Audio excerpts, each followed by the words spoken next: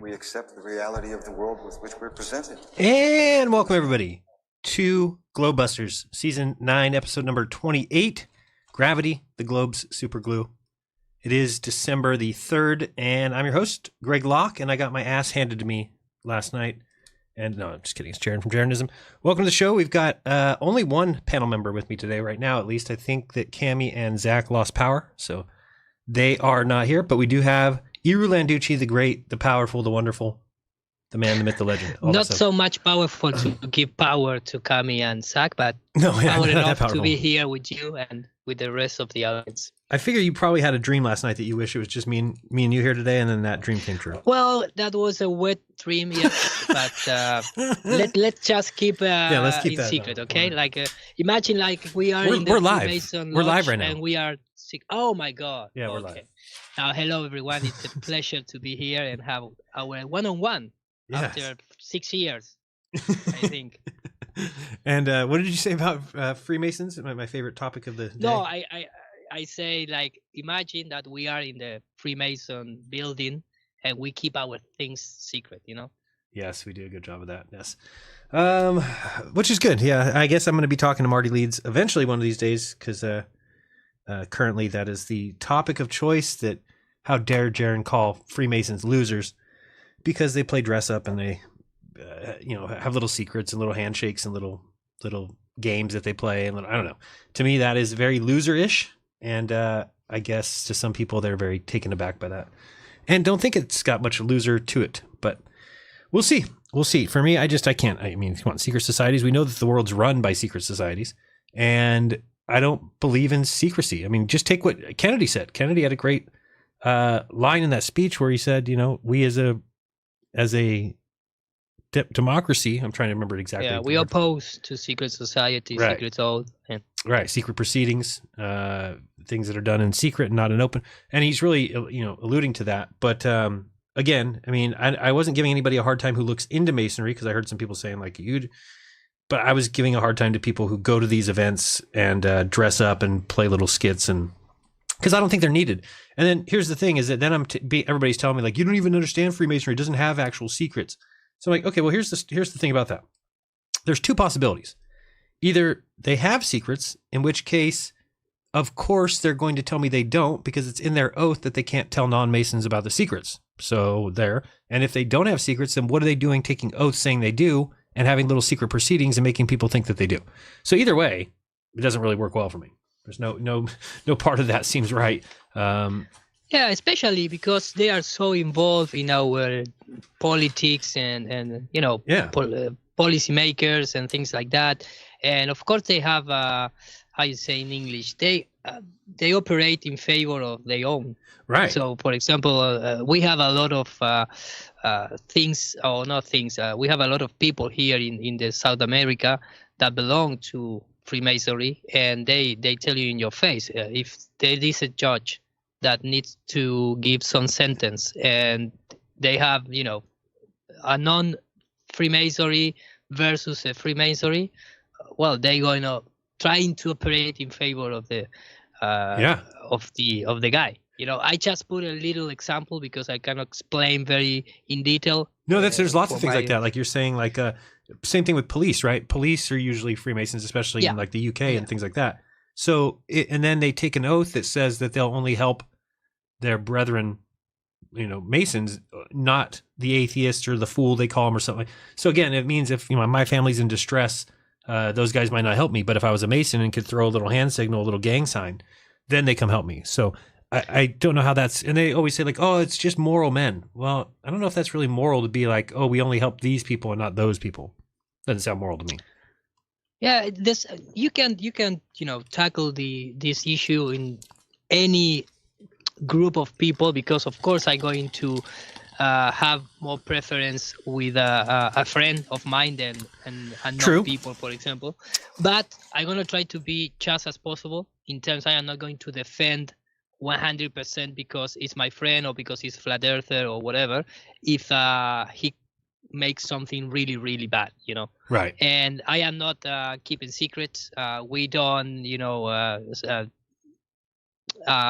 intervene in social things, in really important things, because we are not, if we are friends, we are not controlling a country or a bank. It's just a little different. You know, a court, things like that. So it's completely different.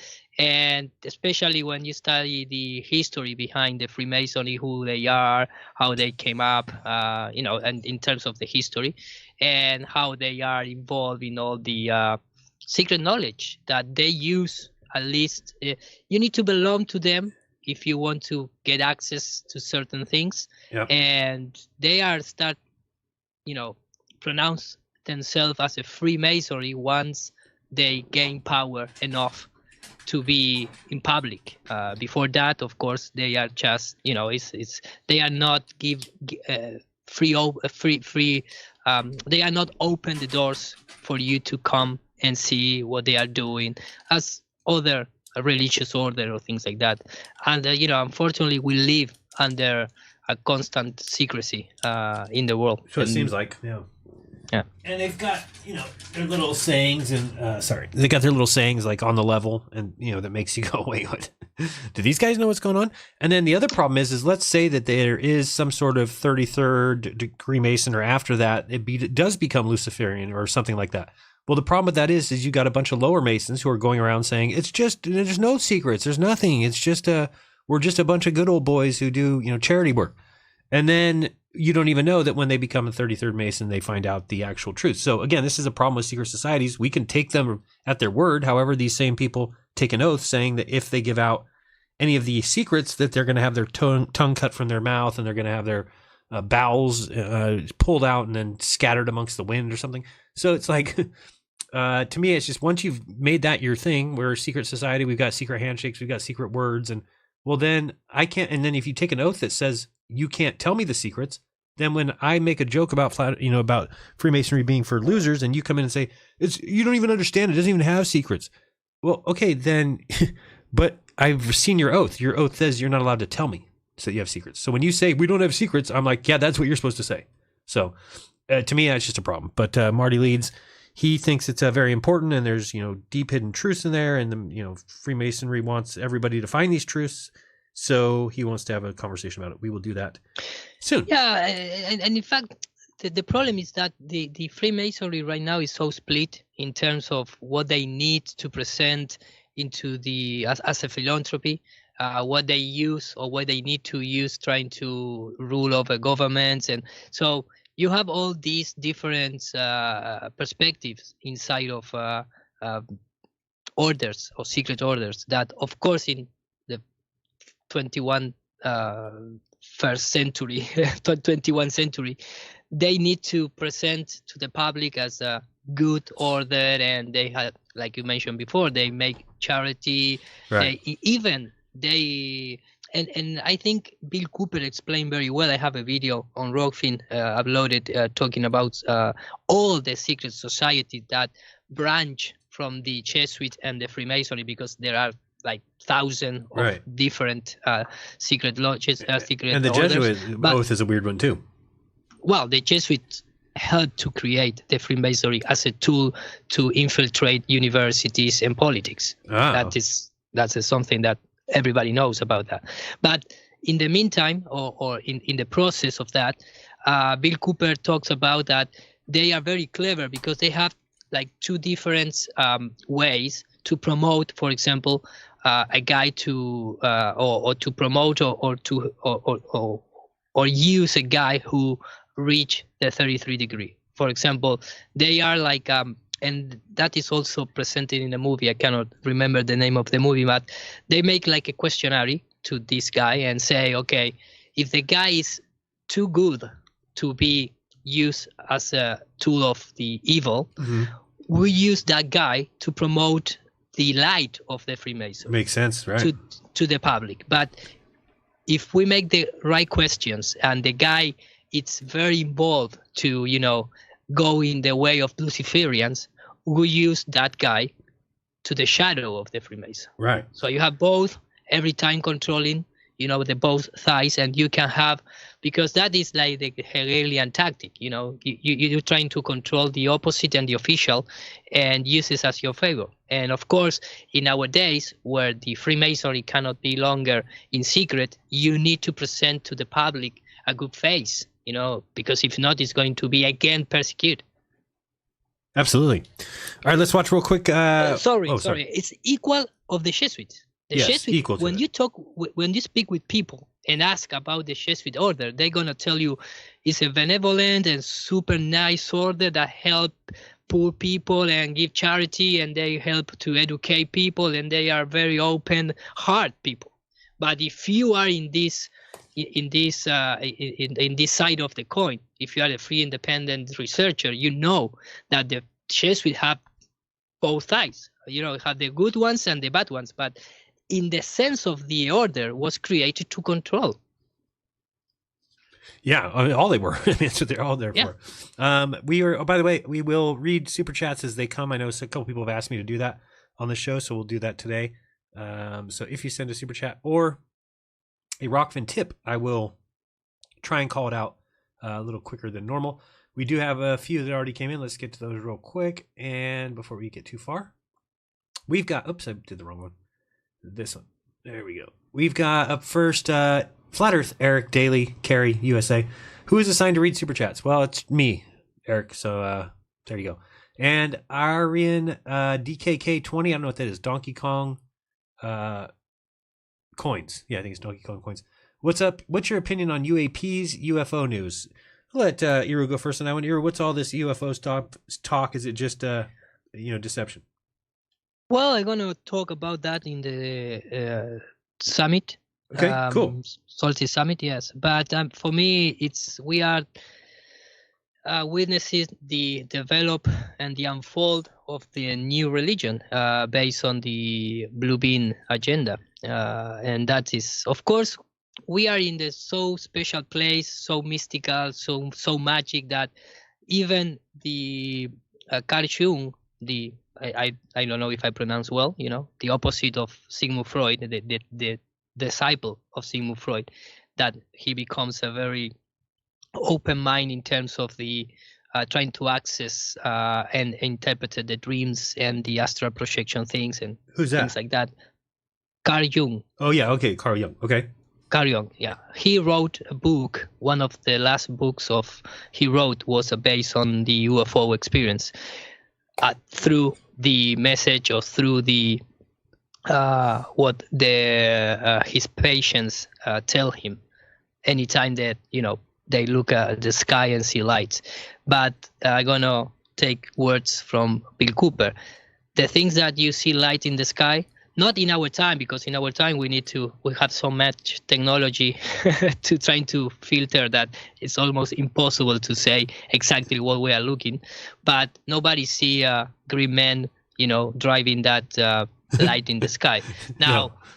if we understand that we live in this magical and mystic kingdom, I am not going to say that we cannot live or be part of or trying to be, because this is a midland between the sky, the subtle things, that type of energy, and the underground energies. So we can see, of course, things in the sky that maybe belong to that astral world, but that doesn't mean there is, UFO coming from 14 billion kilometers away, No. driving naked in the spacecraft. It's actually trillion, by the way. You undercut it. Trillion, sorry, man. Don't ever say billions of miles to stars. Important is that they drive naked.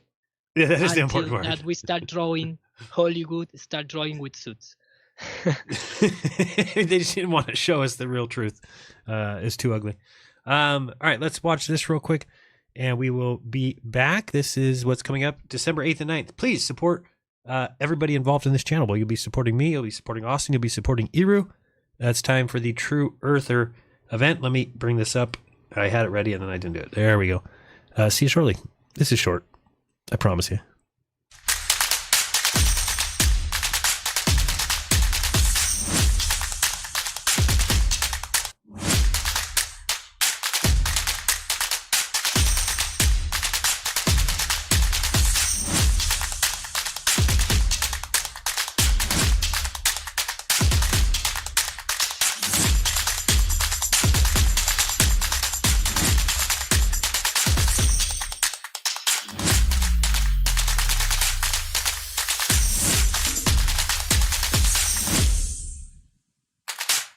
All right, so coming December 8th and 9th, it is time for the True Earth Virtual Summit Mount Meru 2.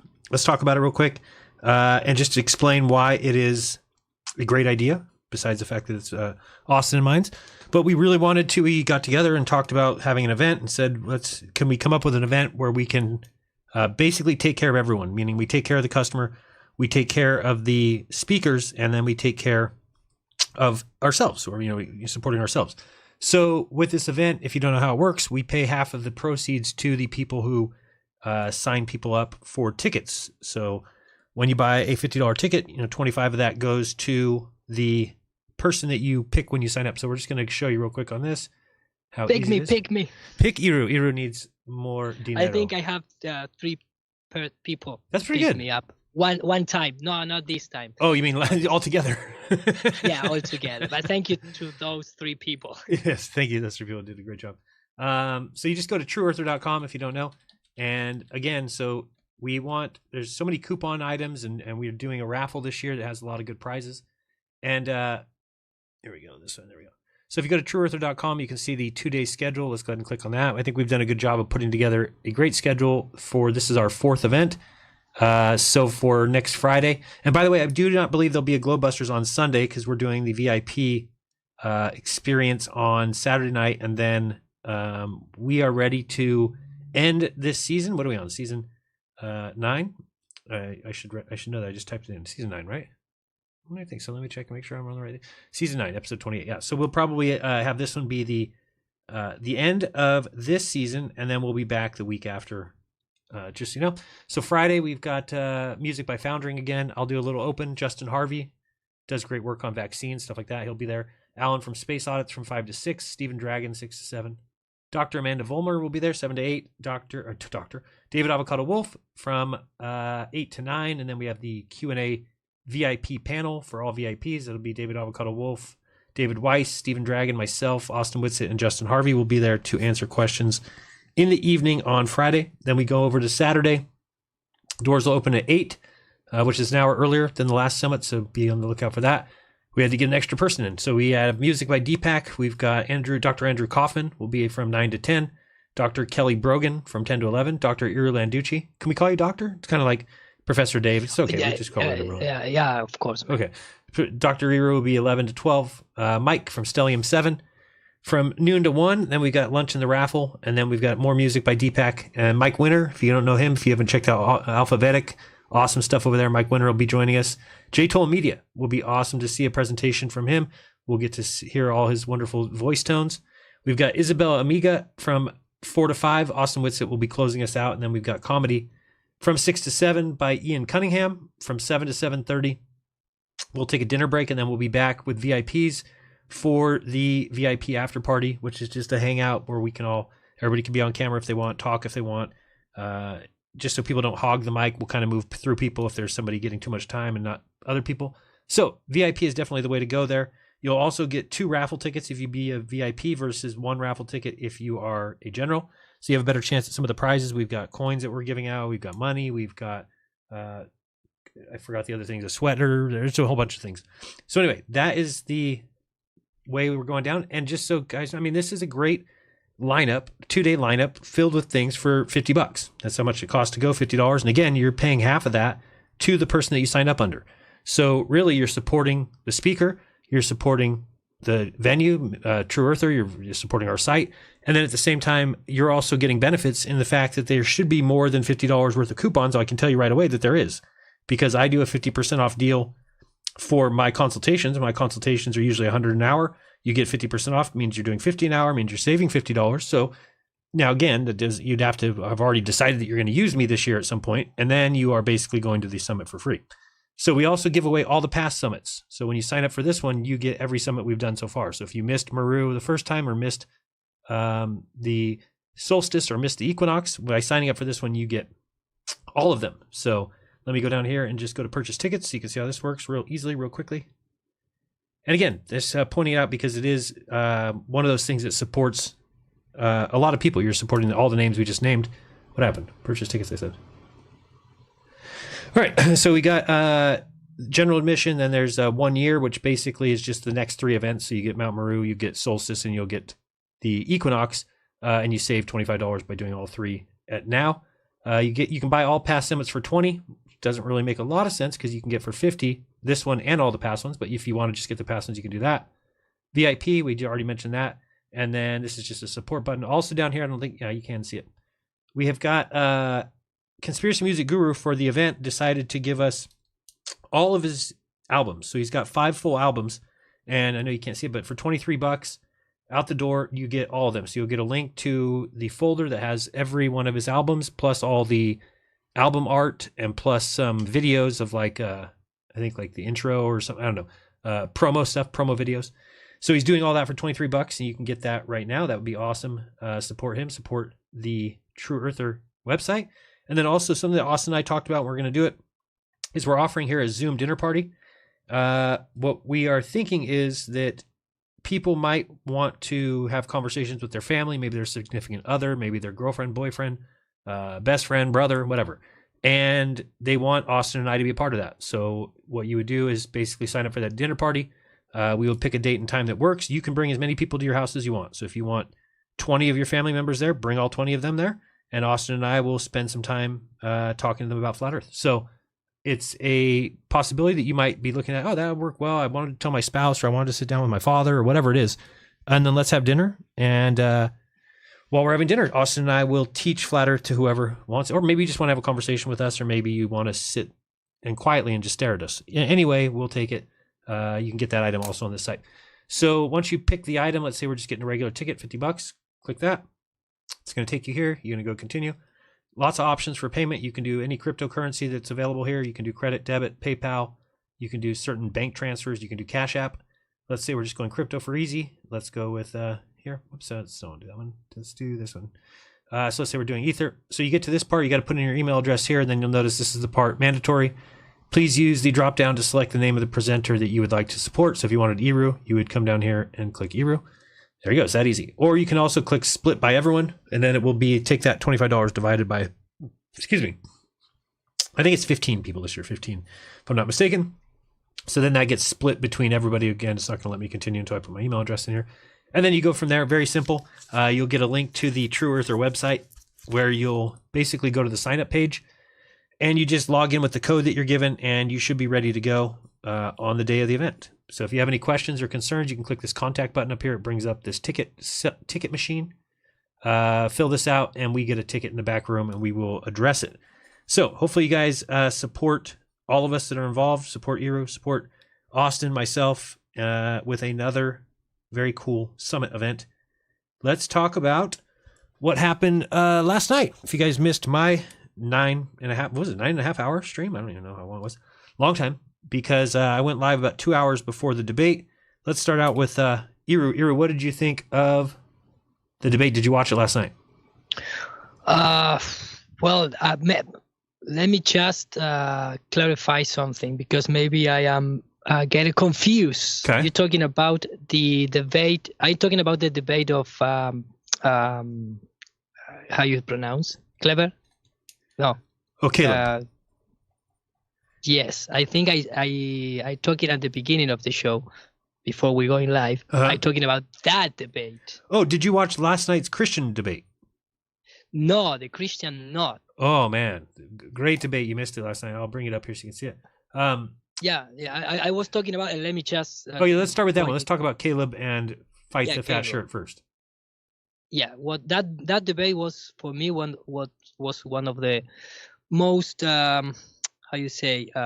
focused debate. First of all, your job, which was a good a moderator, because you don't take any sides. You was just very neutral, and you do what you need to do in that cases. Right. But the only thing that I think you detected, because for me was the same thing, was when this Greg was, I don't know, chatting with people in other platform or things like that. I mean, he was all the time he was reading things, Yeah, it was really strange. And I was like looking at him, and I wanted to accuse him earlier, but I was like, no, because I can't prove it, right? And he's just going to say, no, I'm not, and make me look bad. So I'm like, I'm not going to say anything. But then he actually said, he like had a moment where he's like, oh, my Discord just told me this, and this. So I'm like, oh, well, he ratted himself out. It was really strange behavior, because after all, if you want to just read things, we are not the Inquisition, man. You can just speak the truth, Right. There's no problem. But the guy was very, under the line, because how is it? I never pronounced what Caleb. Yeah. Caleb. He was amazing. I mean, he's very good. I see a few things of him. Sorry, go ahead. It's brilliant. Yes. Yeah. How he sold? How he? I want to say maybe early 22, 23. No, amazing. That's amazing. A guess. Yeah. Very good though. He's very smart, very sharp. He remembers things. Yeah, he kind of did a great job of really putting FTFE on the ropes here. We'll watch this. This is a video that Eru loaded on Rockfin that was made by somebody else, but it's we'll watch it for 2 minutes here just to get a little taste, because I think it's funny. And let's check out this video of Craig looking fantastic. Step 1 of the scientific method.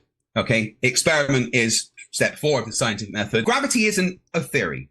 There is the theory of gravity, which is step 1, but gravity isn't a theory. That science can easily demonstrate that the Earth is a globe and that it rotates. All the evidence of looking at the stars and the movements, all the evidence of using radar to measure the distance to the sun, all the evidence of everything that we can see, and for our science. Not everybody can be a robot polisher. What is energy? What is energy, Greg? Work done. Well, mathematically, what do you want it to mean? What do you mean no one can define what energy is? See how you're not able to define it? What is energy?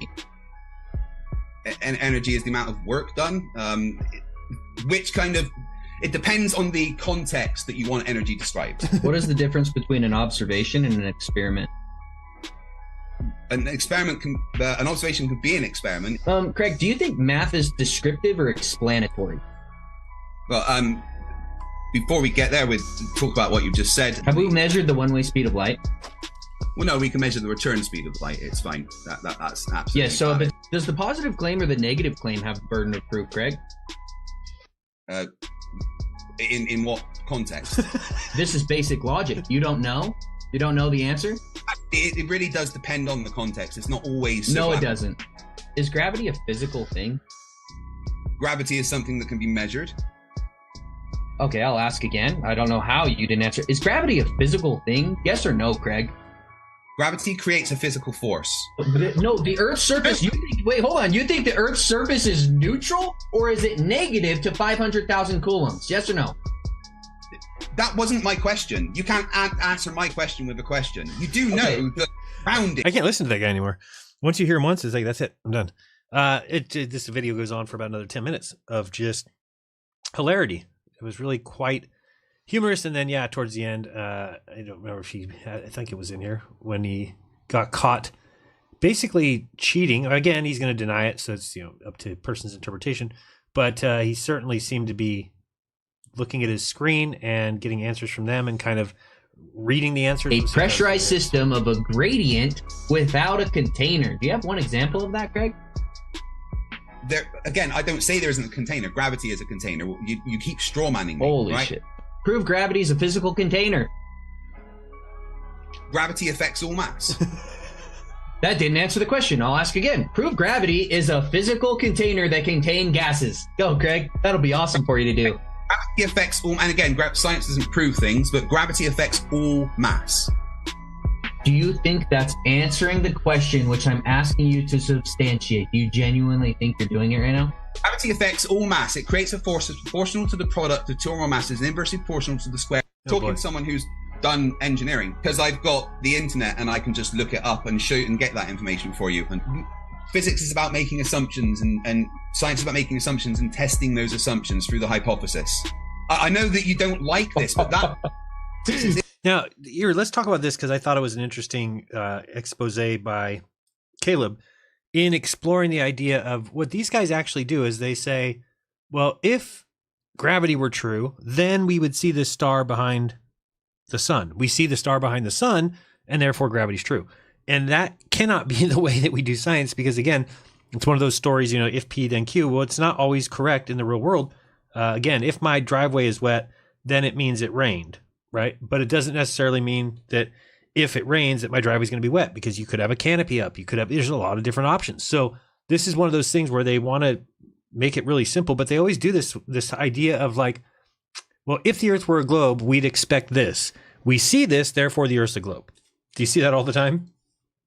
Yeah, especially because when we talk about gravity, which means literally weight, like, other people of in the realm of science, the Grace Tyson or even Steve Jobs, that they say we only can measure the acceleration, and then you can put the name you want it. You can call gravity or whatever, but nobody can describe or show what supposedly is gravity.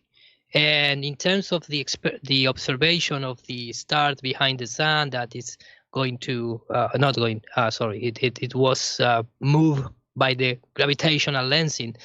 Again, electromagnetism can do the same thing, and all you need is a medium. And in my position, when the people did that observation, they was looking from the ground, so they don't even isolate the atmosphere or the refraction or things like that. So we can see all the time that there are stars that has an apparent position, because you need to have into consideration the atmospheric refraction. Right. So again, you have of course they're going to mention that in our days with the Spitzer telescope or the whatever, the new James Webb telescope, whatever, we see the same effects and we can detect a gravitational lens 9 million trillion miles away. Mm-hmm. But the actual experiments or observation did in the early 20th century, trying to prove the theory of Albert Einstein, you cannot conclude that the only possible thing is because gravity. The gravity in the sense of the heliocentric gravity, not in the sense of electric and magnetism, through a medium. Because again, you cannot prove that the light of a star is something physical. we are still looking at light, an Right. electromagnetic wave. We are not even know that that is something burning or it's something physical. So Right. No, I think it's pretty telling that they always go to this, and it's always obvious to me when they do, and it's not proof of anything. And then you ask things like, where's the plates from the 1919, I think it was, observation, supposedly seeing the star behind the sun, and they've got stars moving in the wrong direction. They don't even have the plates anymore. They were lost. And so it's just always all these questions. And we called today's show Gravity because we'll talk about that after this, just getting into the debate from last night that was so funny. But this debate was just really good. It's caused all kinds of a stir because you've got FTFE all over Twitter this whole week trying to challenge Caleb to a debate on his channel, trying to say that he lost, that Caleb lost. But really, it was just a good expose again of this Glober structure that they build, where everything has to, I don't want to say fit, but everything they build it in a way that it's almost like it's not defeatable, right? It's like undebunkable, because there's really nothing that you could say that they can't just come up with. Now, so let's use dark matter for example. So they actually get away with saying that dark matter is 97% of the universe or whatever it is. So it's the equivalent of us saying this isn't even 97% of the universe, but it'd be the equivalent of somebody coming to me and saying, Jeran, why don't you explain how your sun and moon stay up in the sky? And imagine if I just said, oh, it's dark lift. And they said, oh, well, what's that? Oh, that's what keeps the sun and moon up there. And they'd say, oh, where's the evidence of that? And I would say, well, it has to be there because we look up there and they're there and there's not enough something else. So we call it dark lift. And then we just use it as a placeholder so that we can go on with our lives and we don't ever have to worry about the fact that our model doesn't match at all what we are outputting. So this is what they do. They've actually, and again, if we tried that, think of what Globers would laugh at us. They'd be like, you can't just call something dark lift. Where's your evidence for it? Well, they actually look into the sky and say, oh, we're missing 97% of the energy and the mass that we're supposed to have. So we'll just say it's dark matter, which is not part of science at all. No part of science says put a placeholder there, because really what science is meant to do is flush out bad ideas. And the way that you do that is if your theory only goes so far, and if it stops predicting reality, then you have to get rid of the theory, right? It never says, well, when you make a theory and it starts to fall off, we'll just put a placeholder there and continue on forward and don't worry about it. And that's basically what they've done. Good. Yeah, and that is the importance of the space agencies, because it's the only way to support these type of claims. Yeah.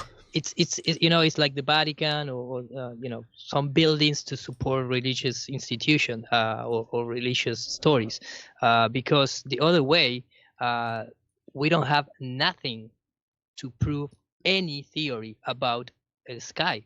Well, not the sky, the space, because it's right. Astrophysics. Astrophysics is not something physical that you can go and test. So I remember an old interview talking about gravity with the Grace Tyson, an official debate, and when he lose the line, he ended saying, well, but we can send satellite based on the Newtonian theory. It doesn't matter if this is the Einstein theory of the Newtonian. We can use Newtonian and send proofs to Mars, and we aim Mars and we reach Mars. So that is all matter. It doesn't matter if we know what gravity is. The only thing that's matter is our equipment and technology works, or assuming that things.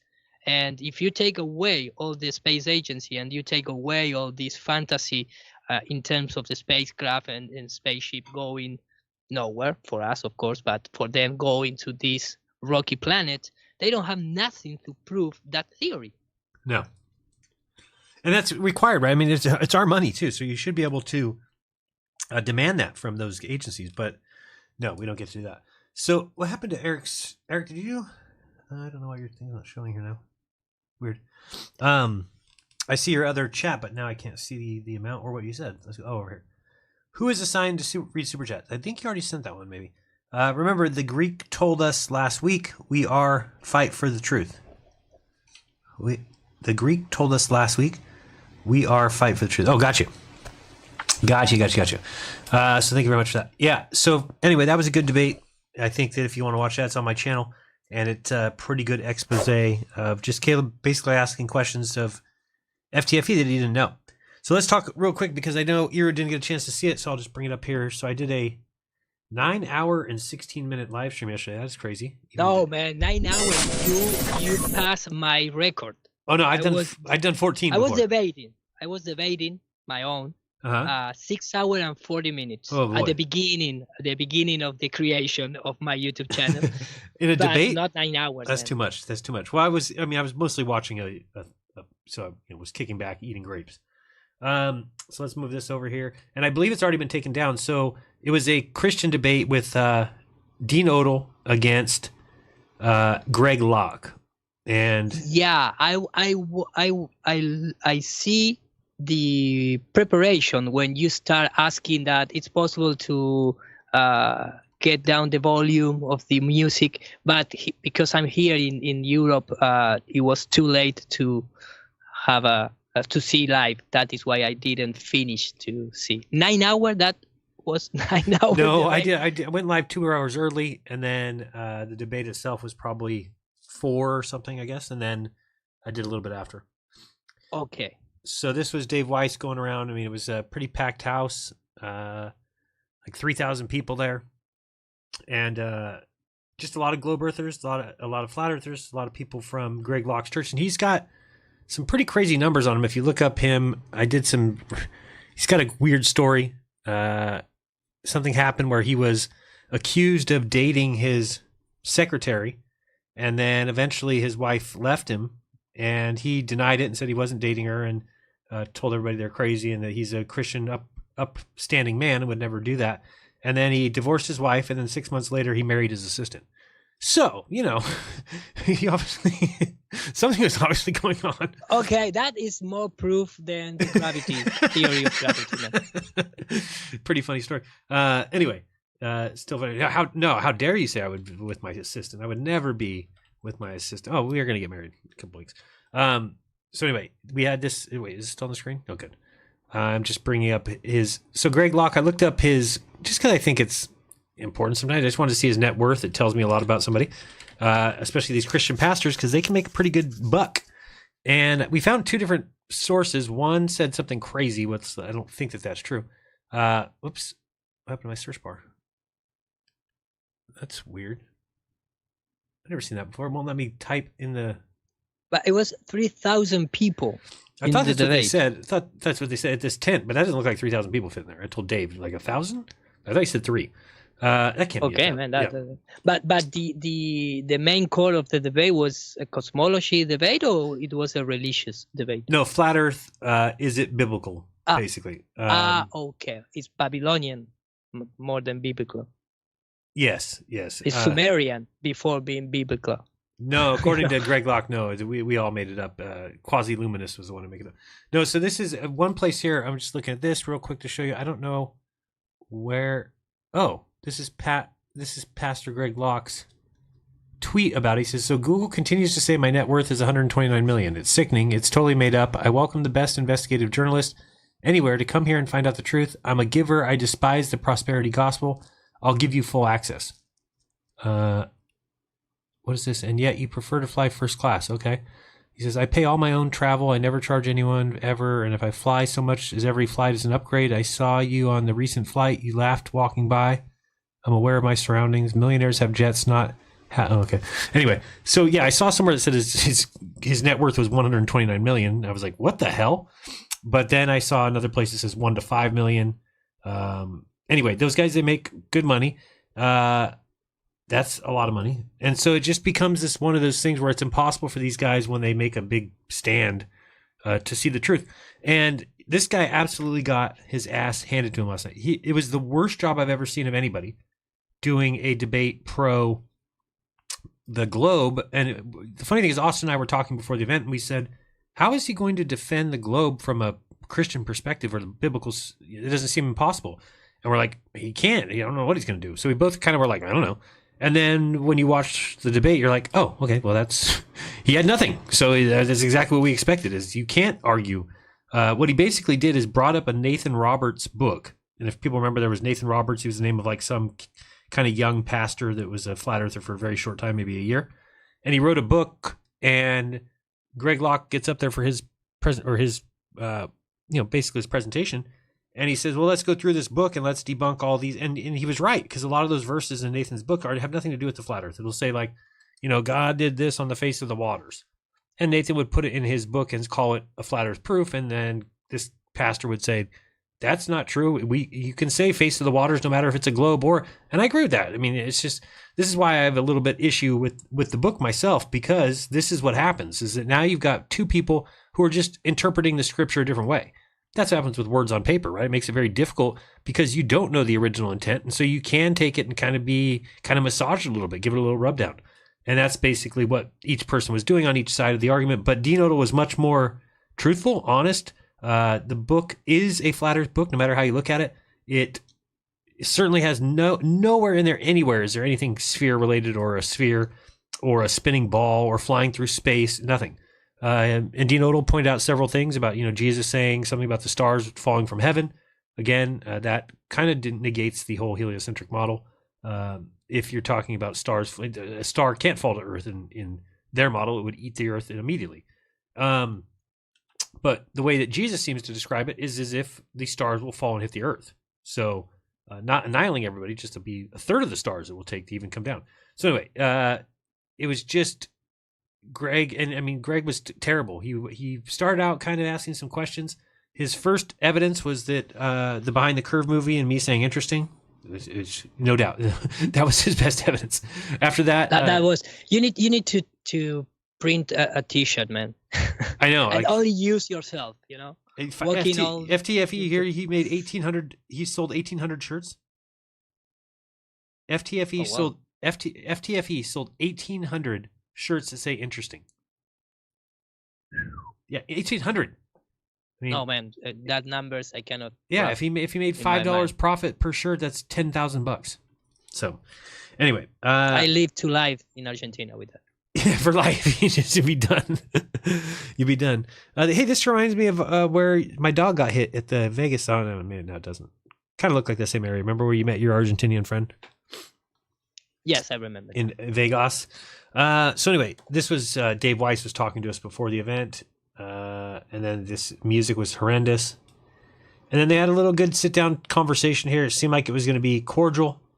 Dean Odell gave a great presentation full of slides and talking about NASA lies and why, it's definitely in the Bible. And then Greg got up there and it was horrendous and was like, I don't know, doing weird things, like little pirouettes on the stage. He's just so cocky. And it comes across terribly. Let's watch just a minute of him. This is probably a good spot here.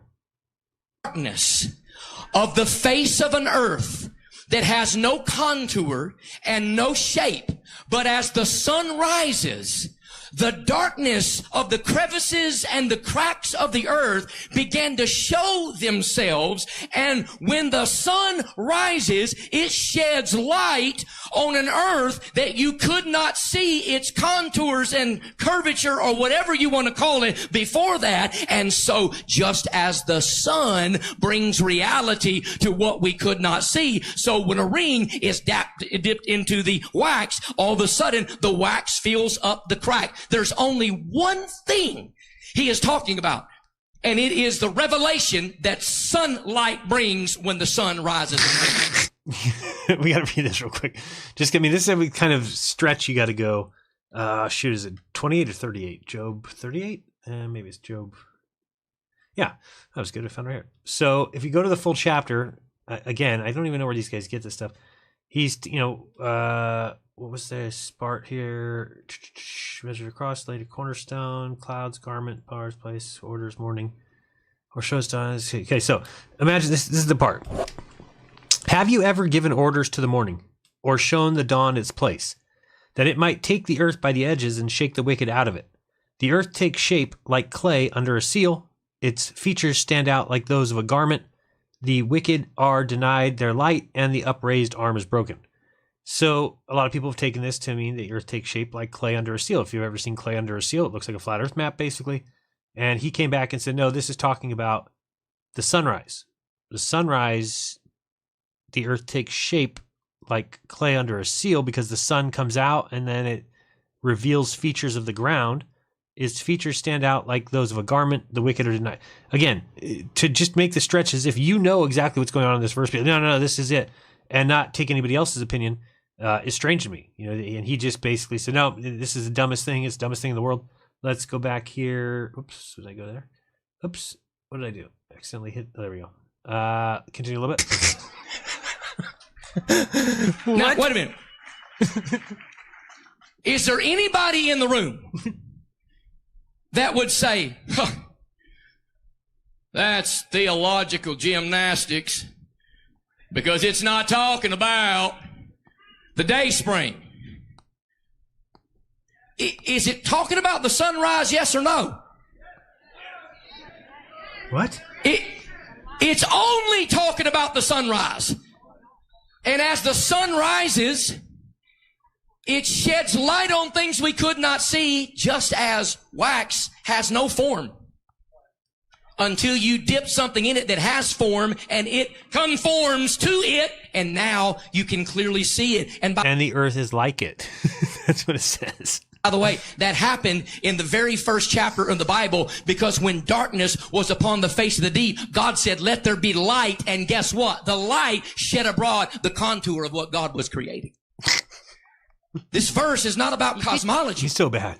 I'm sorry. Now, it may be a cute verse to use and talk about the upside, the upturned sides. That's great. That's fine. I don't mind if you use it. Here's my beef with it. You can believe the earth is any shape you want to, and we can have coffee, just not Starbucks. By the way, ladies and gentlemen, stop saying that. You cannot make the earth any shape you want. The earth either is flat or it is a sphere. Let me explain. If you try to, if you try to make a spherical shape from wax or from whatever material, I know. It's too much difficult, man. I mean, it's something that you're not going to do it. No. You know, it's impossible to have, if you play in the kitchen, trying to take a piece of what you use to make a pizza and trying to make a sphere, it's never going to get that shape, man. Sorry. No. And so here's the problem with that. I mean, a pyramid cannot be reality because we don't have any edges where we walk and we fall off of a cliff. And also amongst other reasons, but the plumb bob is proof that we live on a flat earth or a sphere. Either the plumb bob is pulled directly down to your feet because everything goes directly down, or it's pulled directly to your feet because everything goes to the center of a sphere. But you can't say, well, it's an egg shape. Well, then gravity wouldn't work the way it does. Not gravity, but the plumb bob wouldn't work the way it does, right? If you had that oval, then you would have things basically at different areas pulling differently to the center. So basically, I always hear people say, oh, the earth can be any shape. What if it's a square? What if it's a cube? Well, then we would have evidence of a cube. The evidence being that we would find 90-degree corners where we look over an edge and we're like, I think the earth keeps going that way. I think I can walk over it, right? But we don't have anything like that. So anyway, just pointing out that in my opinion, excuse me, I guess I'm stuck in my throat. And so, yeah, I always hear people say, it can be any shape, whatever shape you want. Well, not really. I mean, based on what we see, one of two things is most likely possible or most likely true. This guy was just horrendous. My gripe is not with people that believe flat earth. My gripe is with people that say the Bible teaches it. Amen. That's a totally different concept. Now, look, it ain't kill the ogre time. Chill out. What? Chill out. I'm 5 verses in. Got a lot way to go. I'm going slow on purpose. I hope because so. Look, you cannot take that verse to mean anything other than what it means. It's a sunrise verse. That's it. It is a sunrise verse. That is it. Okay. Anyhow, let's get to some Bible. And as if we've not already dealt with some. When I talk about the Bible, let me say something. By the way, though, he provided zero evidence that the earth is a globe based on the Bible. He basically got up there, started going through one by one, destroying Nathan Roberts' certain passages that were said in his book to be flat earth related, but they're really not. And then eventually Dino allowed to stand up and basically say, hey, what's going on here? You're debunking a straw man. You basically are debunking Nathan Roberts. That's not me. We'll kind of pick it up there at that spot here. about here. I believe in that phrase. I wouldn't be a Bible believer if I did not. Deuteronomy chapter number 28. And again, he's got all of these verses. There's no way that I can deal with all of them. But in verse 49, listen what the Bible actually says about this context. The Lord shall bring a nation against thee from far, from the end of the earth. Pretty plain. He's going to bring them from the end of the earth, as swift as the eagle flieth, a nation whose tongue thou shalt not understand. He tells Israel, a nation from the far reaches of the world are going to come, and they are... Let's just say this real quick. Greg Locke believes in the complete annihilation of Palestine. Just so you know. Complete wiping them out. The Jews should run the world, get to kill whoever they want. Going to subdue you. But let's just say, hypothetically, from my side, that this really means that these people are coming from, to gather them up, coming from the end of the earth. Then I have to be clear. Are you then saying that you believe there are multitudes of people that live on the ice wall at the end of the earth that are going to come in and subdue the nation of Israel? If you believe that, that's okay. That's okay. But it's the problem of taking metaphorical terminology and trying to make it literal, because he clearly is not talking about any actual ends of the earth. Clearly. He's talking about far regions and distances. Let me give you another one. He gives many. You can read them anytime. They're all right here. They're all in the Bible, right? They're all in the Bible. 1 Samuel chapter 2. 1 Samuel chapter 2, verse 10. The adversaries of the Lord shall be broken to pieces. Out of heaven shall he thunder upon them. The Lord shall of the ring stamping. No. So then you had Dean Odell basically stand up and say, what the hell's going on here? You're debunking a book that was written by somebody who's not even in Flat Earth anymore. No one's seen him in years. And then hilarity ensues. Let's see here. In Job chapter 38. First of all, hello, is it sunrise or not? Not at all. I don't agree with you. Turn his mic off. Get out. Wow. You're a Bible denier. You're a Bible denier. You're a Bible denier. Wow. American style. That is ridiculous. Bible denier. Just get out. Get the band up here. Woo! Let's worship the Lord. I ain't putting up with this nonsense no more. I gave you our platform. He got so upset because people were getting mad. I mean, he said at one point, I wanted to find where he's talking about the East and West walking in circles. It was so bad. And I mean, this is what happens when people think that they, I don't know. It's like when people are cocky and they don't have anything to be cocky over, it comes across really bad. Really bad. It looks terrible. I wish I could find that one spot. He's like walking in circles talking about East and West, and it's just, it sounds ridiculous. If I say that word, it. See if I can find it here. Oh, you're going to get quiet now that I brought the Bible out. What? What's the word it referring to? The subject, which is the day spring, which is the sunrise. Excuse the pun, circular reasoning. That's straw man argument. That's nonsense. I don't care what NASA says. There's never been a time in my life that I've ever, NASA, can I have, I don't care what NASA says. You know, now here's one. Remember when I said, when I did my little, what they call a diatribe, I got one verse. Everybody said, yep, he gonna go to Isaiah. Circle of the earth. I could care less. Circle, ball. Huh? Because here's the argument. Well, a circle's not a ball. That's true, but a ball is a circle. And guess what? Ball, in early Isaiah, he's exactly right. Ball and circle, two different words. But you know what the word ball means in the Hebrew? Circle. No, it doesn't. It means ball. But I don't care about the circle of the earth. Okay, listen, that's not even what I'm going to tell you. You know, there's one verse in the Bible that disproves flat earth immediately, right, without hesitation. We got to drop the mic and go home. Is this the one? I think this is it. Y'all ready for it? You want to wait for it? Okay.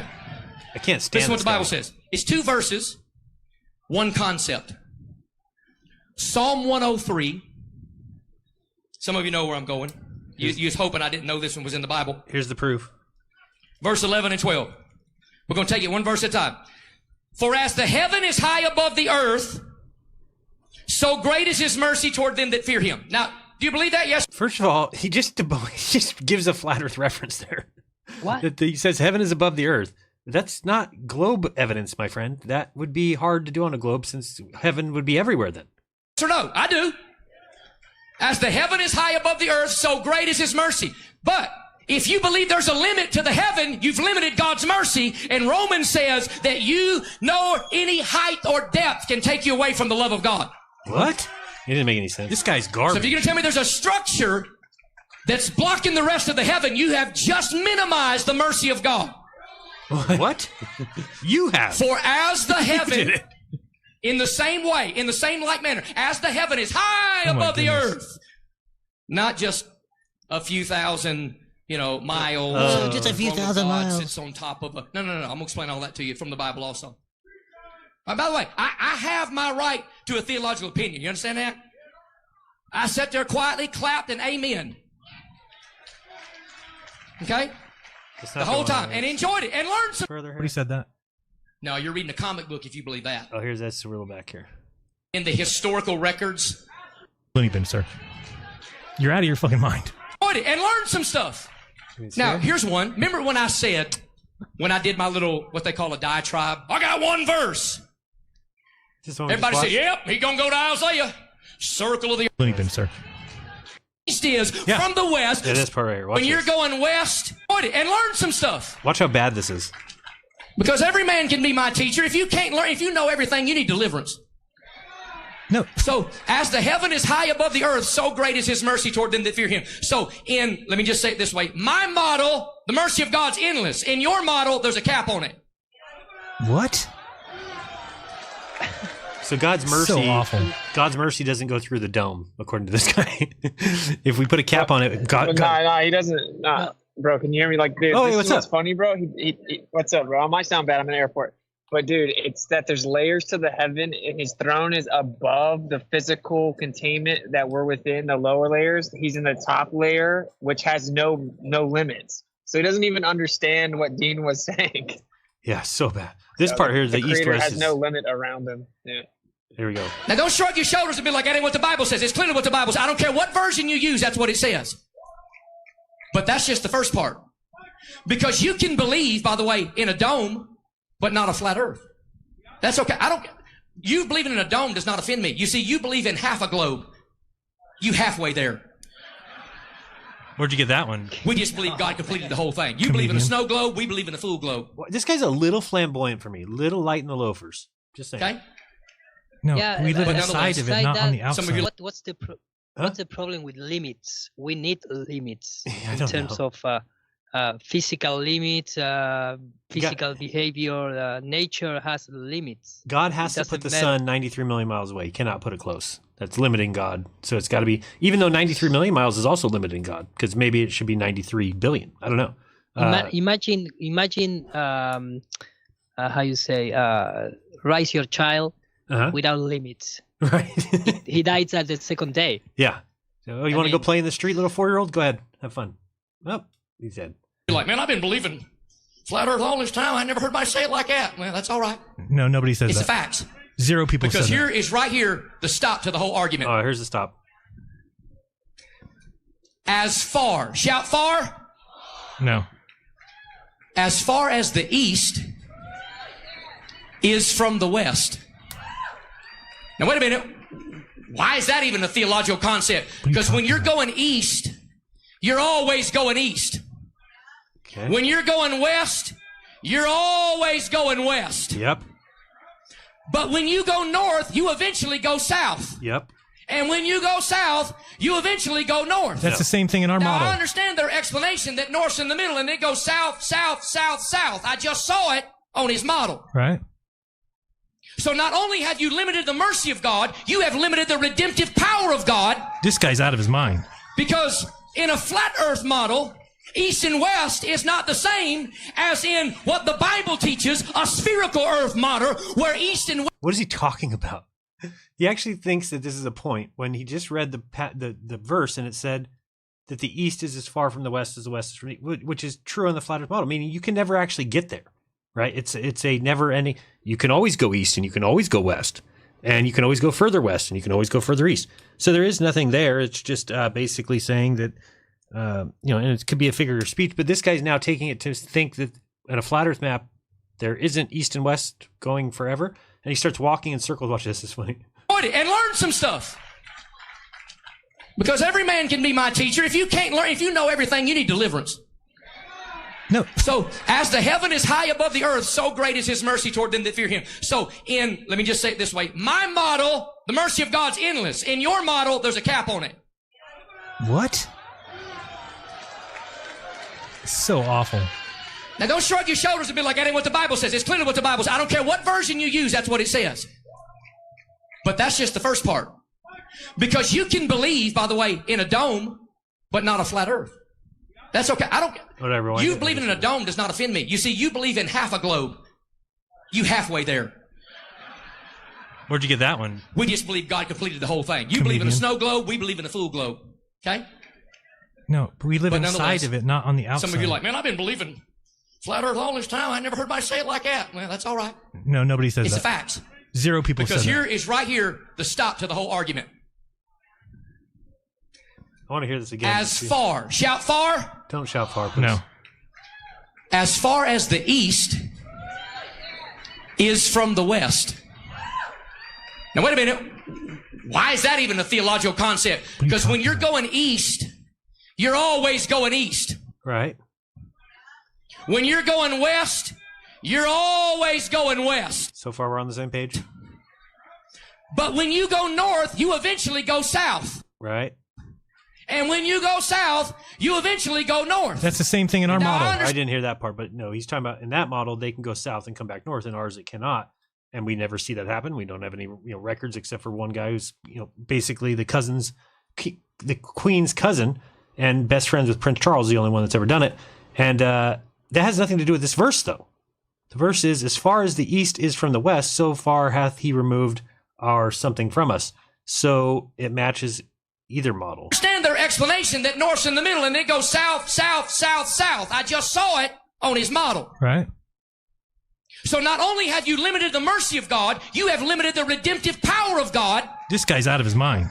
Because in a flat earth model, east and west is not the same as in what the Bible teaches, a spherical earth model, where east and west never meet, never intersect, never show up, and never say howdy and shake hands. As far as the east is from the west, so God had taken my sin and removed them far from me. They will never, ever, ever, ever, ever meet again unless you're a flat earther. Wow, this guy's out of his mind. What is he talking about? You're false. No, you're false. You're just completely out of your gourd, dude. It's so god awful. I can't believe it. Why is that not the facts? Because east and west never end. It's the same thing. See, I love that. I love when they say that going in circles is circumnavigation. That's the best line of all time. I love when they say going in circles is circumnavigation. Does he understand what the root word of circumnavigation is? So funny. That's what it means. Circum. No. Going in circles is what people in a loony bin do. No, that you belong in a loony bin, sir. You're out of your fucking mind. Such garbage. There is no proper east and west unless you make it up on a flat earth model. Wow, this guy's out of his mind. But there is east and west on a globe model that you don't make up. Does he not know where east and west come from? Does he not understand human conceptions that these are not inherent in the globe? If you believe in infinite plane in all directions, some of you do, some of you don't care. Don't care. Then guess what? North and south keep going. East and west keep. No, what is he talking about? North does not keep going. Going. And if you're going to say that, well, east and west just work on the inside, round and round and round and round, you know as well as I do that had no intention in the text whatsoever. What? We didn't bring it up. It's verse up. You did. You are out. Dude, this guy's lost. If that's the only verse we had, it's the only one we need. I see them little balls floating around. Look, there's no other way to dissect and exegete properly that verse. What is he talking about? The verse was simple. It just said, as far as the east is from the west, so far will God remove your transgressions, or something. Which, again, he just got done explaining about another verse where he said, oh, in this verse you can't, it's talking about the sunrise or something. Then in this verse, it's talking about as far as the east is from the west, God's removed. And now he's like trying to make it a cosmology issue. He actually just projects the whole time. He basically says, oh, you guys just changed the meaning of it, whether it's a simile or whether it's a metaphor. He said, you just change it to whatever meets the flat earth. But he's doing the exact same thing. He takes whatever it is and will make its meaning whatever it takes to make it a globe earth, even though he couldn't even do that. There's no verses did he try and say are actually referring to the globe, unless you're talking about this one, but he's not even saying. No, you're wrong. Other than what? Excuse me, Jeran. Can you open the last link that I sent here in the Sky chat? Just for reference of limit, for example, because this guy talks no limits or things like that. And if you read the Job 26:10, it says, he has inscribed a circle of the face of the waters and the boundaries between light and darkness. In Spanish, it's a little different, but for example, there you have a limit, especially. Wait, where are we at? Job what? Job chapter 9? Well, yes. No, the other one. Which one? Oh, sorry. The last one. Hold on, I'll get there. I lost it. Come on. Job 26. Oh, if you want, I can. Oh, there it is. Okay. Job, I see 9:9. Oh, the last one. I got you.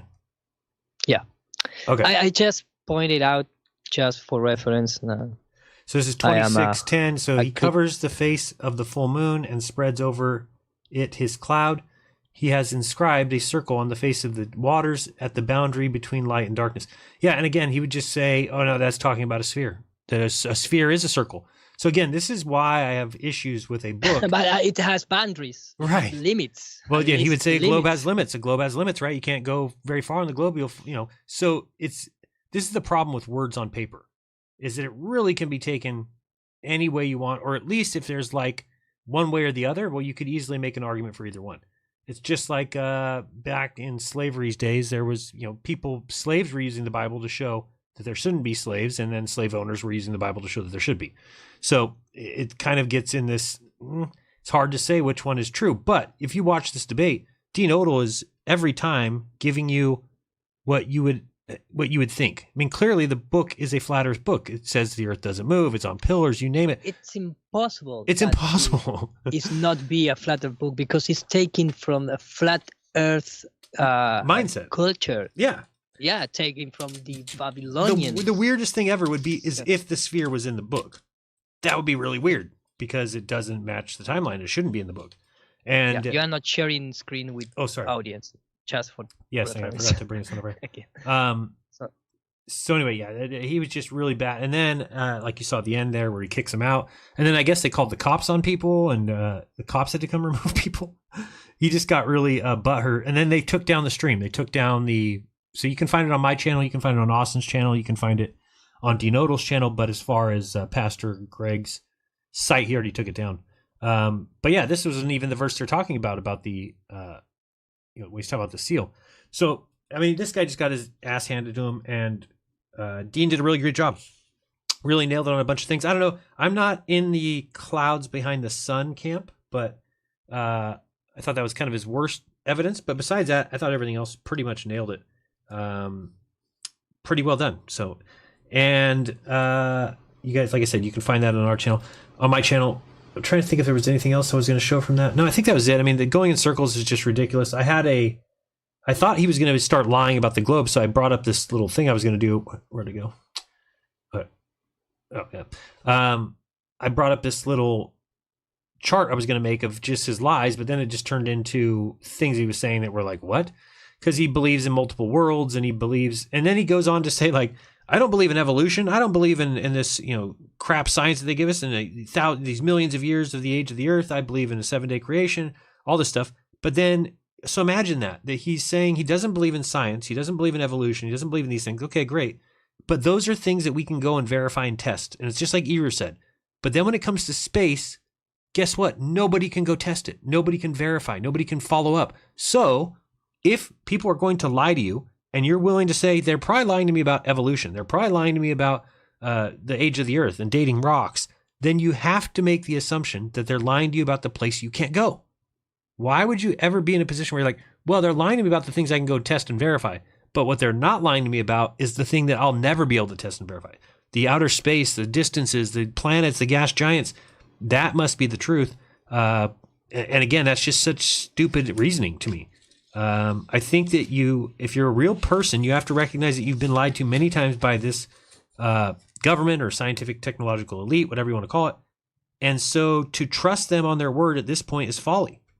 You can't do it. You have to follow up with these things. And when we follow up, when I started following up on spectroscopy, when I started following up on parallax of stars, again, I'll say it. There's no globe earther YouTube channel owner, whatever you want to call it, that has ever done spectroscopy themselves or seen somebody to do it, or who has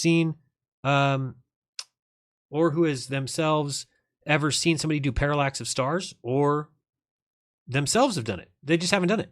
So again, it really is proof that when we go out and we actually test things. So if I asked Ira, have you looked at a boat come back with a camera? He's going to say yes. If I ask Austin, yes. Ask me, yes. We've all done it. That's why we're here. But that's different for them, right? They just continue to just say, it's like I heard, who was it, MC Toon the other day saying that, boats do go over the curve and we see it all the time. It's like, well, show me one. Where's all these videos of boats going over the curve? Because I only see them not doing that, unless you're talking about the Red's Rhetoric pirate ship video, which is, you can clearly see what happens with the horizon line there. But anyway, what else did I show that he did? He believes in multiple worlds. He said, yeah, he made a mistake in there. He's like, oh, and if I run into Dave at a coffee shop and we get talking, man, I bet you the world spins. It's like, what? That's like the Vince McMahon mistake. You mean the world wouldn't spin? If you're trying to use a figure of speech like the cats, when the pigs fly, that's what he's trying to do. But he used the earth spinning as the absurdity, which is just funny because that's what he believes. He believes in planets. The gas giant planets are hilarious to me. I don't even know how science ever wants to try and convince me that gas just goes and does the opposite in space than it does here on Earth or when it's leaving Earth. What have we got up there? I put he believes in science, but only when talking the globe, right? Because he doesn't believe in science otherwise. He said Enoch didn't write the book of Enoch, so it's false, which is weird. I don't know where he got that. There's a lot of books in the Bible that weren't written by the people that say they were. Dave, I did that one. Believes in multiple worlds, believes in planets, and believes in science. Yeah, okay, that's fine. And then the other one was, I don't know if I still have this up. I can't read it. It's too small. So I don't think we need to listen anymore. It was kind of funny. What is this other chart here? Maybe I can see it here. If they didn't write the Gospels, then they're false as well. We lined them up. So East and West confusion, we talked about that. Because he reads, he said, I know all these 240 verses, and if you don't know them, then I know Flat Earth better than you. That was the dumbest statement he's ever made. So if he reads up 240 Bible verses that match Flat Earth according to Nathan Roberts, and you haven't read that, then he knows more about Flat Earth than you. One of the dumber statements ever made. He then says ball means circle, but don't read into it. Sundial only works on a curved Earth, he said, which is false. The sundial works because you point your gnomon, I think is what it's called, at the North Star, which then when the sun goes around, it gives you your time based on what the shadow would be for that gnomon. So it has nothing to do with the curved Earth. You've got I read that one. Don't believe in dreams in the Bible. Right. So he says at one point, this guy, that was just a dream in the Bible. And when a guy's having a dream, I guess we don't believe it. So it's like, it wasn't the entire revelation a dream? So I guess we throw that out too. I don't even know where he's getting this stuff. He's got a level works because of gravity only, right? Gravity is the super glue of this universe. And it's so important to them. And this is how we should know that there's a fundamental issue here. Gravity is so important that they won't scrap it, right? So even when the universe doesn't match their gravitational predictions at all, it's, off by a factor of 10 to the 120. And we know they can barely keep, 80 employed. So where's a level works because of what? Oh yeah. So he's saying about the, he's just basically saying if it's a dream and the guy's, talking about a dream, that you don't need to believe that or that it's not literal, but it's just weird. Again, he's just picking and choosing wherever he wants to use language in a way that matches or at least gets away from flat Earth. It doesn't ever prove the globe or even talk about the globe. But yeah, gravity is hilarious. That's the one I was talking about. He just says a level works because of gravity. What? Okay. And gravity is their secret sauce. We should recognize that. And you know that this is the case because they wouldn't have this dark energy, dark matter thing. They would actually follow the Feynman way of science and stuff. When you have a theory that doesn't match observations, you're supposed to scrap the theory, not just keep it there and say, well, I'm sure we're right, and we'll figure it out one day. That's how you get down the wrong road. You've got, then he said that Mark Braun is responsible for Flat Earth because he was the first Flat Earther. I've never even heard of the guy. We looked him up last night. His name is Quasi-Luminous. I guess he was on pretty early, but I don't know what that had to do with anything. Then said 2,500 years ago, the sphere was proven. Again, this is just absolutely patently false because we know that they say they saw boats going over the curve, but we all know that when we go out there with our eyes, we see boats go over the curve, but then when we use our camera, we bring them back. Therefore, the people in the past who just went with their eyes could have never done what we did. There's no way that they could have come to that conclusion. And then if they did, then we've shown that, no, actually the boats are still there. You just need to zoom in. So that disproves that they were proving the sphere back then. Doesn't mean the Earth's not a sphere, but science could at least be honest.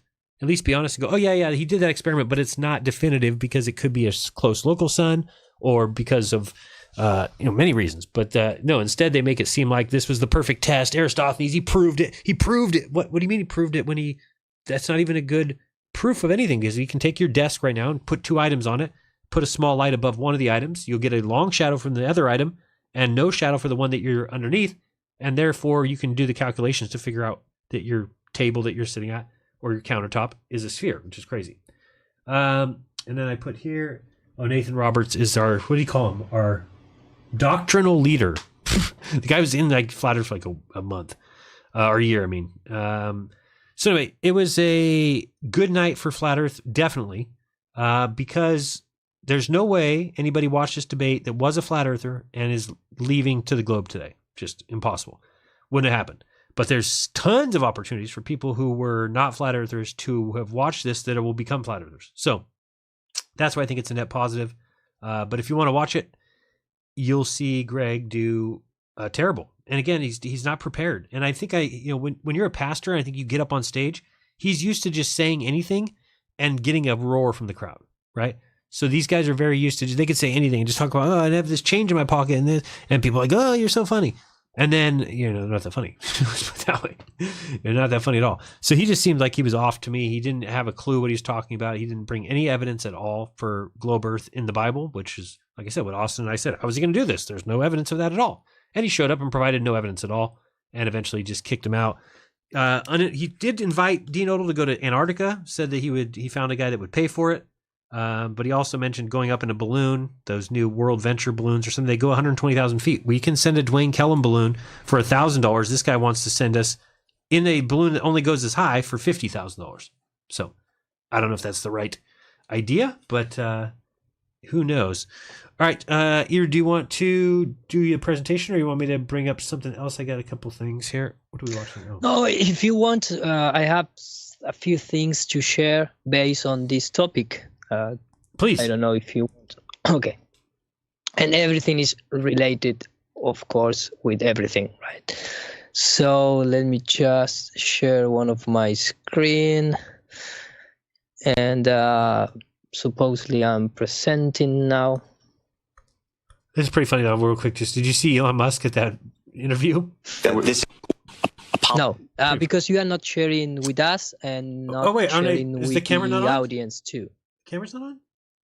No, we are looking at the GLOBEBUSTER logo as a brainwash, as the best of the CIA tactics. Oh no, I'm still from the last 40 minutes. Thank you. You should see it now. I hope. Let me see. 1 second. This one?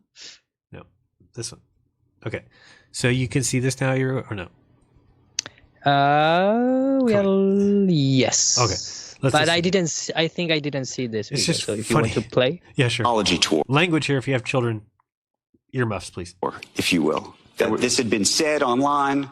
Here we go. Apology tour, if you will, that this had been said online. There was all of the criticism. There was advertisers leaving. We talked to Bob Iger I hope today. they stop. You hope? Don't advertise. You don't want them to advertise? No. What do you mean? If somebody's going to try to blackmail me with advertising, blackmail me with money, go fuck yourself. But go fuck yourself. Is that clear? I hope it is. Hey, Bob, if you're in the audience. Well, let me ask you then. That's how I Watch this guy's face when he says it. It's so funny. know. What do you mean? Watch this guy's disappointment. If somebody's going to try to blackmail me with advertising, blackmail me with money, go fuck yourself. Watch him go, oh no. Oh goodness. But go fuck yourself. Is that clear? I hope it is. Sorry, all the advertisers Nice, leaving Twitter. It's nice, pretty yeah. funny. Guy can be funny sometimes. I think he's just a loose cannon because he does get away with saying some shit that you wouldn't think they want him saying. But he's definitely in the club. That's for sure. Definitely in the club. Let me see what else I have for you. Are you ready? Yeah. Okay, go. I was am presenting, but let me check first that where are you presenting? I don't we see it. are, like the ISS previous talk with the audience on the Earth that they are checking, voice checking. So I am presenting because I don't see. Yeah, I'm trying to get it up, but I can't find it here. Oh, there we go. Okay, now we got it. Okay, you're good. Mm-hmm. You're good now. I'm good because I'm just looking at the. Yeah, it'll take a second. It'll take a little. Thumbnail. Take a minute. Thumbnail. Okay, now I'm presenting. Okay. There you go. Thank you. No, a few things that we talk about. For example, the spectroscopy. At least in my way of view, this topic is. Wait a minute, because now you are showing like space background. I don't know what's going on. I can't find the. Oh, here, go to call. That's what I couldn't find. Okay, there we go. Okay, here we are. So the emission, first of all, the spectroscopy theory, it was presented by Angelo Secchi. Of course, he was a Jesuit. Of course. And it does, for me, it's a super nice theory, and you can work with that. It doesn't matter. The problem is we cannot prove things based on this theory in outer space as something like, okay, we are going to conclude via spectroscopy. Sorry for my pronunciation. I can't do it either. That is a rocky planet based on carbon or whatever. Because, for example, when you study this technique, they are doing it on gas and plasma. So what we see in the sky based on these practices could be plasma. Here you have, for example, how they detect the fingerprint of Zion, but that is a plasma tube. It's not something. I can still hear you. I'm just going to run to the restroom, but I can hear you. Just keep going. I'm just going to be right back. Okay, you keep going. Okay, so for example, that we have the fingerprint of Zion. Then we have, for example, the hydrogen fingerprint. So again, then we have the neon fingerprint, for example, and that's okay. I mean, with this type of techniques, you can use it for a lot of things, but you cannot conclude that what we see in outer space, especially because we aiming things like looks more a plasma thing than the rocky thing. So coming back to this idea, I have here a short video, I think is in English, where a guy from the Japanese university speak out about what stars are. Okay? こんな面白い学問があるんですよってことを皆さんにね、教えたかった。そういうことですね。宇宙全体がプラズマ、ほとんどプラズマだっていうことで学問。Okay, sorry, because nobody understands Chinese, but here is the subtitles. So I want to teach everyone, let me just take out the sound. So I want to teach everyone that there is such an interesting study. All stars in the universe are made of plasma. So if they are made of plasma, of course you can, if you want, use a spectroscopy to look at the star. But that doesn't matter. There are even burning things, because again, if we take a look to this video, that is not burning anything. This is just ionized gas. It's a cold gas working here. So let me just continue. So there is an interesting study. All stars in the universe are made of plasma. Another guy from another Japanese university, this time is Kyushu University. He's the professor Takashuri Watanabe, water plasma expert. He also speak about that. You know, very normally all the stars shining in the night sky are plasma. The Earth is not plasma, but stars of the sky is 99% plasma. So this is a modern study. This is a modern thing. And maybe you remember one of this old video from the guy who participated in the BBC documentary, talking about that the moon is plasma. I think everybody remember this. And he said that nobody can land on the moon because the moon is not a rocky planetary body. Was assumed. But the Americans and Russians are thinking of landing men on it. Well, that will never happen. Not on the moon. On Mars, on Venus, and other planets, yes. But the moon is definitely, as I assert, a plasma. He believes that the other planets are rocky, without any, of course, things to back it up, especially at that time because nobody went to those rocky planets. But again, using spectroscopy, you cannot conclude that what we are looking into the night sky are rocky or physical things. It's more likely to be a plasma thing, and that is why you can use the technique of the spectroscopy. So that's the first thing. The second thing, well, you can remember, of course, this is the problem with the planets, and we talk about this in the last show. If you are using a telescope, of course, you can take a look to planets, you know, wonder stars, planets, wandering stars, and see a distinguished shape and colors and forms, etc. But nobody can make focus and look at a star and see the shape of the star. Of course, if you have a camera, professional camera or professional telescope, you're always going to see this type of shapes because you are looking through the layers of the atmosphere and depends of the temperature and blah blah blah. It's always going to be like look something underwater. You cannot have a distinguished, super sharp and clear shape of the stars. So, and about talking about, and again, if you want to create a star in the lab, the only thing that you can use, at least in our days, is sonoluminescence techniques. So you need to use sounds, water, a medium, and convert light into a sound into light, and that is something that you can even. It was an article published on Nature. Like you can see here, drop towers on luminescence images courtesy of Prudent Research Group, and they cite a quote from Nikola Tesla that everybody understand quite well. If you want to find the secret of the universe, think in terms of energy, frequency, and vibration. So again, I think, I don't know, I cannot remember if this is in Spanish or English. It began when physicist Seth Putterman heard about something that seemed more like magic than science.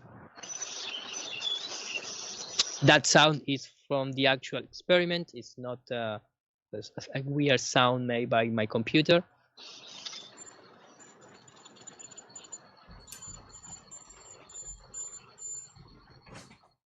It's a process called sonoluminescence.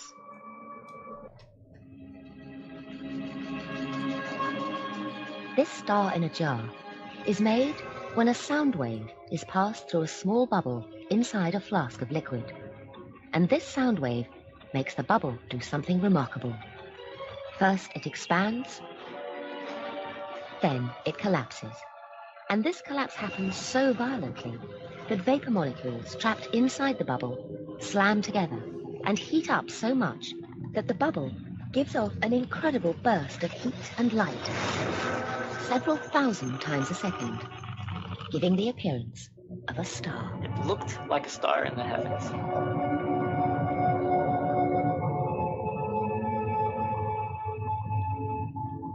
What made the phenomenon so exciting was the temperature of this star in a jar. On its surface alone, the light burns at tens of thousands of degrees. And Seth Putterman now contemplated a tantalizing possibility. So again, you have an actual experiment trying to, because nobody can recreate, of course, the Big Bang, especially because it came from the mind of Edgar Allan Poe, from the book Eureka. So nobody can recreate a science fiction book. Eureka, Edgar Allan Poe. Did they say that the surface of the star in a jar was a couple thousand degrees? Yes, supposedly they say that. It's something interesting, at least, because I don't know how they measure that. But, maybe it's who knows. Well, this is where the Big Bang Theory came from. Maybe a lot of people didn't know that, but the Jesuit Georges Lamet, he read this book where Edgar Allan Poe make like how you say, ensayo, well, he trying to entertain himself, trying to explain the origin of the universe, and he came up with the idea that, of course, he took from ancient culture based on the egg, cosmic egg, where everything came from. So this Jesuit take this book and he transformed in the Big Bang Theory. So again, nobody can recreate this type of thing in the lab, but you can recreate what so-called star, and they are not using nuclear fusion, nothing like that. If you want to have the appearance and the method behind recreating star, you need to use sound, light, plasma, things like that. So again, if you make a spectroscopy test here, it's going to tell you X thing, but that doesn't mean that this is another sun with another, planet going around it. For a little clear, my point in my way to see that technique. And based on the Bible, for me, it's a very hot topic, of course, because the Catholic Church and the Protestant Church and the Evangelicists and blah, blah, blah, they manage like 1.5 billion people. So that is a lot of followers, a lot of subscribers to the channel. So I understand that the power that they have, especially with the Vatican and all the natural law versus the maritime law. I don't know how to pronounce in English. Maritime. I'm not going to, maritime law. I'm not going to enter in that particular topic. But when we read the Bible, especially people that are Christian, at least if you have an honesty in terms of what you are reading, you need to understand that, first of all, we have more than 2,500 different Bibles. There is no unified theory in the cosmological science world, and there is no unified saint word of God print on the Bible. There is no unified Bible that this is the original Bible that we read every day. It came from the, and if you go to the Genesis in the Bible, it doesn't matter which Bible of these 2,500 are, they are all taken from Babylonian story, which the Babylonians take it from the Akkadians, and the Akkadians taken from the Assyrians, and the Assyrians taken from Sumeria. So I'm gonna put a video in English talking about that with the Jesuit astronomer Maximilian Hell saying this. The Big B. La gran cuestión. Oh shit, it's in Spanish. Because this is from a presentation that I did Spanish, but I think I have it here. Give me 1 second. Yeah, I have it here, and let me see if there is. This is the video. Big B. La gran cuestión. Oh, okay, it's this one here. The Big B. La gran cuestión. Okay, now that is also in Spanish. I think You could translate. Yeah, I'm gonna translate, but let me see, because I have that the original, and I think it's this. And brothers who work at the Vatican Observatory, there's about a dozen of us, had a special audience with the Pope a year ago. This is one of the most bizarre images if you are not a flat earther to understand, you know. The Pope looking at a galaxy given by a Jesuit and their brothers, you know. It's a little strange for me. I think I have it. Let me just, if this, when they talk, okay. This is shown here. He listened carefully to something different from the "Let there be light" of Genesis. To understand that, you need to look more carefully at Genesis itself. But I'll give you the essential point. Genesis is not a book of science about the creation of the universe. Genesis is a book of theology about God, who happens to be the creator. Our ideas of creation have changed many times over the thousands of years since Genesis was written, but our ideas of the Creator have only gotten deeper without losing a thing of what Genesis says to us about the Creator. Genesis chapter 1 was written within a Jewish culture 2,500 years ago that was already well established, experienced, and sophisticated in its relationship with God. From the internal evidence of the chapter, you can infer that it was probably written by the Jewish scholars in Babylon during the Babylonian captivity. This is about 6 centuries before Christ. That was that terrible time when the Babylonians had conquered Jerusalem and carried off all the smartest and wisest of the Jews to help them run their empire. As Pope Francis notes in his... So this is a short version. It's not the same that I tried to present, which was that interview. But it's the same thing. I mean, again, the Genesis in the Bible, it's based on the Babylonian story, which is not a scientific proof. It's just an historical story. It's an historical read. Of course, it's going to match our view of the flat earth, because not just the Christians, but also Mayans and Sumerians and you name it, has the same world view until the Jesuit infiltrate the cosmology and create this heliocentric. Didn't China believe it until like 1750 or 1800? Again? I think China and Japan believed in the flat earth until like 17 or 1800.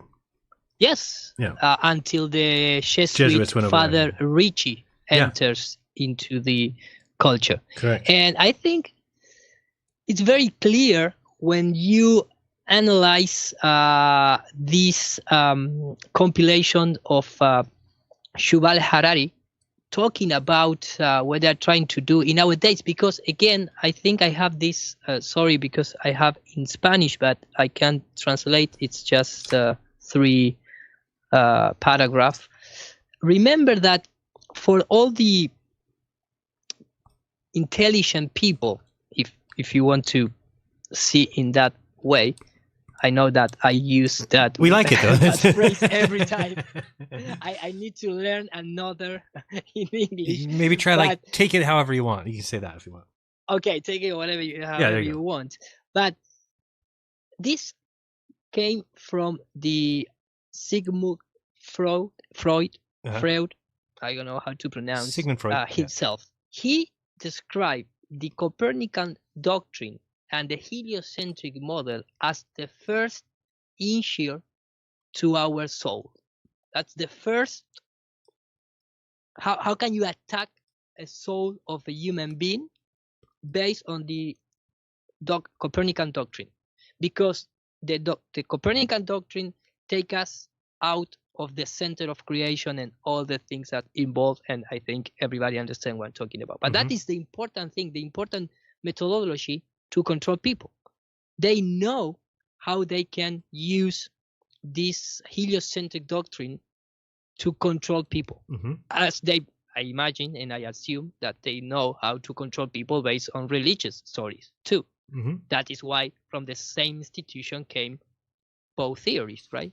The second injury to our soul based on psychological trauma, because Freud understand quite well, about psyche, right?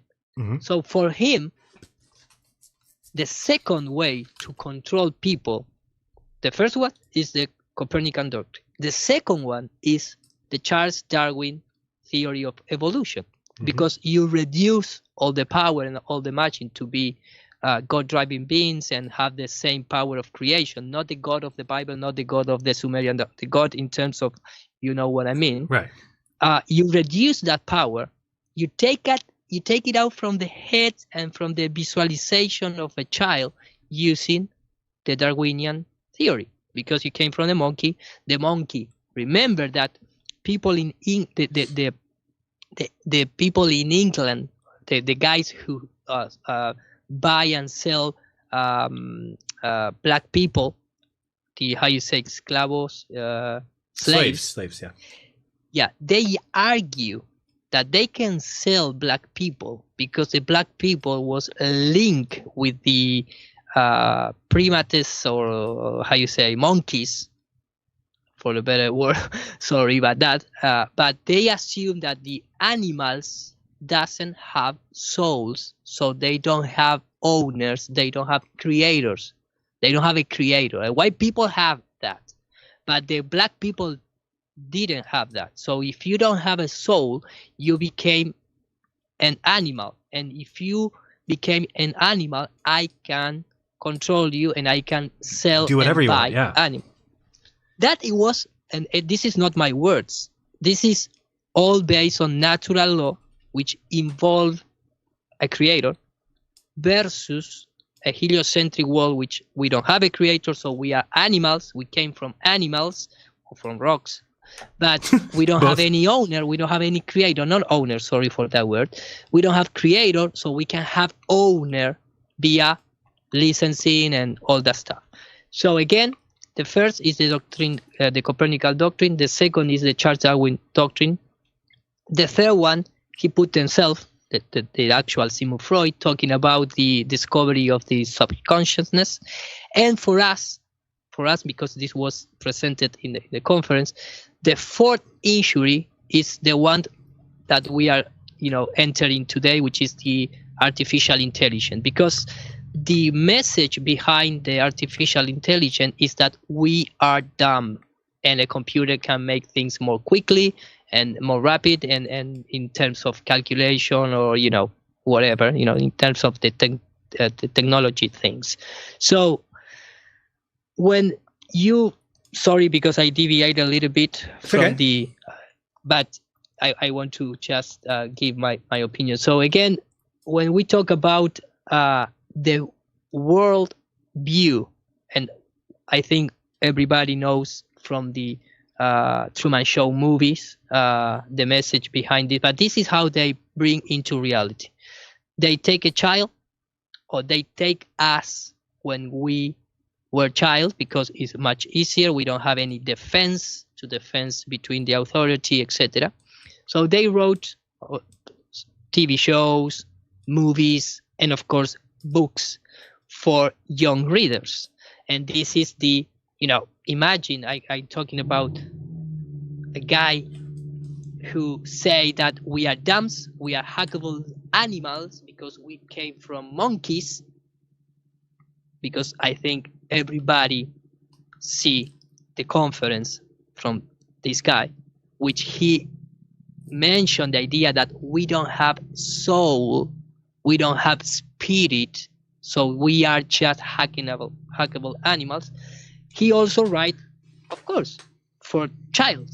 But what is the important behind this? Is why was it important for you to write a book for younger readers? The main mission is really to change how people view the world. Because they cannot change the shape of the world, but they can change the way of how we see the world, how we perceive the world. They change our senses to detect or to experience the world where we live in. And they successfully did it in that sense. For sure. And to really help them understand who they are. So they want to help a child to understand who they are. And that is one of the biggest question of all, who we are. And you're gonna let these pedophile craps saying what your child is, you know. This is the biggest question maybe in the life of every kid. I mean, what am I? And you know, the world is so complicated and sometimes frightening. The central argument is that we've got a superpower that's allowed us to rule the planet. What is that, as human beings, what is that superpower? Well, the superpower is our ability to invent and believe fictional stories. There you have it. And that's true, man. Yeah. And that's true. And you can use fictional story to make great things.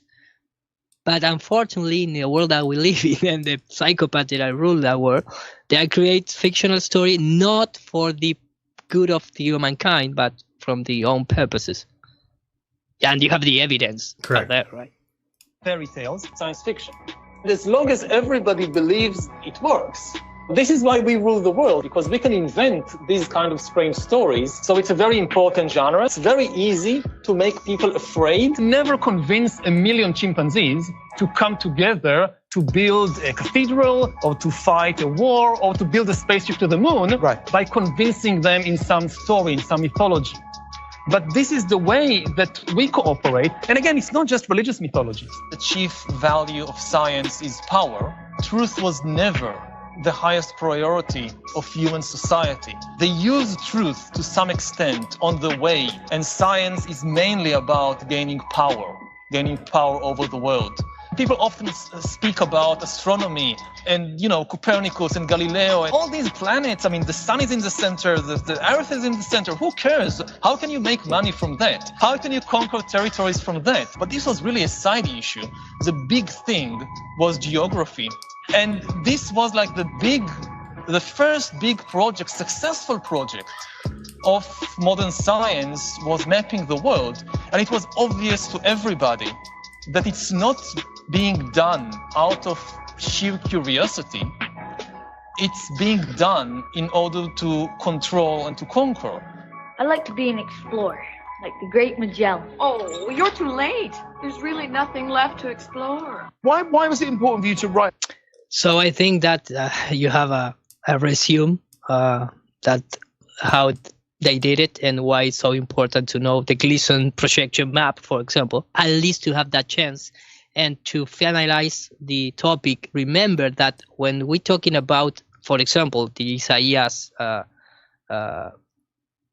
verse, talking about the circle of the earth, that is because in the Bible, there is a lot of, and for that, I really recommend to follow this Italian translator, Mauro Biglino. He's an expert on the Bible because he was high up, like, you know, like Fomenko, for example, with the Royal Society. He was contracted by the scholars, Jesuits and Jews scholar, to translate one of the oldest readings of the Bible. So he started become aware a few things about the Bible, especially the Old Testament.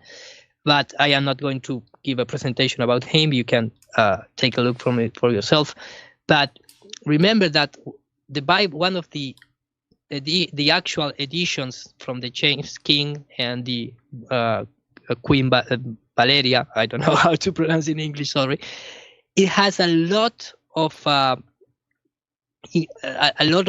concept from the Greeks, and the Greeks has another doctrine, which was the Pythagorean doctrine. And for the Pythagorean, they have this idea where they say, because God is perfection, so must we live in a perfect world. And in terms of the if you want to see in the geometrical way, and this is quote unquote words from Pythagoras, the perfect shape is the circle and the perfect volume is the sphere. So because our God is a perfect being and we are a perfection made by him, he put us to live in the perfect shape, which is a circle, and under a perfect volume, which is a sphere. That is why the Greeks depict the cosmos, not the world, the cosmos, as a perfect circle surrounded by the perfect body of the perfect volume, which is a sphere. Because why it's perfect? Because it doesn't have any angular corners. Because a 90 degrees corner or a 90 degrees angle represents the creation of a man. That is why the Mason use the stone. I don't know how to name in English. They use the base stone to build, the first rock that they put to build to construct the rest of the building. They are using the principle or the symbology behind this. We are humans, so we create a 90 degrees angle representing the world of the matter. But God is not that. So God doesn't have, quote unquote, matter, and he cannot put us in the world that is not perfect. So because the world is a perfect creation, cannot have raw edges or 90-degree edges. And that is the philosophy behind the idea of living on the circular plane and under spherical dome, underneath and below us. In terms of the Greeks, so the Greeks believes, and here is marked on red, that the mass of the earth is flat. They never talk about living under or in the outside part of the sphere. Sorry if I take a long time to explain this. No, it's good. Okay, so again, this is in Spanish. Unfortunately, I don't have the time to translate. Maybe for another show. But here has the first religion, quote unquote, which was the Sumerian. That they talk about the Diluvian. They talk about how the human was created. They talk about everything that gives birth to the astrotheological way of understand where we are living. It's simply as that. So I'm gonna stop sharing. Okay. Thank you much, sir. Okay, I hope you understand what I'm talking about. We do. I do. I don't know about everybody else, but all you should care about is me anyway. So, Austin, do you have anything you want to say before you get on your plane? Safe travels to you, my friend. Thank you, man. Nah, except that I just walked by this Amazon store and it's literally asking me to scan my palm to go in here. What is going on? But don't do it. Nah, bro. I missed my flight this morning, but everything's all good. So yeah, pretty crazy night last night to say the least. We got escorted by the police, so good times. Anything else you want to tell us from last night? If people don't know, Austin was there. Dave was there. Who else was there? Run Boston Bear. I saw him. Yeah, there was a lot of people there. I mean, it was probably 85% flat Earth, honestly. In the building, there's probably, I don't know, man, there's maybe 400 plus people there. But yeah, you know how it goes, man. Just people standing beside me talking about, come on, right on, tell them, come on. Oh, it was just so lame, bro. But what did you think? I mean, did you? What do you expect? Locke couldn't have done a worse job. I don't really think. Well, I mean, you can't do a good job, though. I mean, you right. Try to. I don't know. I thought I was going to get to go up there. That would have been a nice little finish, like 5-10 minutes. What things were you going to bring up? Cool. What was the cool. What things were you going to talk about? Well, he kept saying, like, I don't believe that the universe is expanding. I'm like, well, that's a big problem for you, bro. Right. Because that means the Earth is stationary. It's geocentric, right? And then address just the stupidest stuff he said, right? Like the circumference, blah, blah, blah. Yeah. Or not the circumference, but the east to west circumnavigation. And right. I don't know, maybe brought up radio waves, something like that. I don't really know what I was going to say. I was going to kind of wing it, but what can you do? Well, you're saying something about the over the horizon I was going to thing. bring up the map. He brought up the map that was his big home run at the beginning, right? Like, oh, well, you don't have a map. I'm like, yeah, bro, it's called 1776. The king gave a decree that you can't patent a map without the globe's coordinate system of longitude and latitude. It was literally not allowed. So right. Congratulations, bro. Way to go! You're so smart.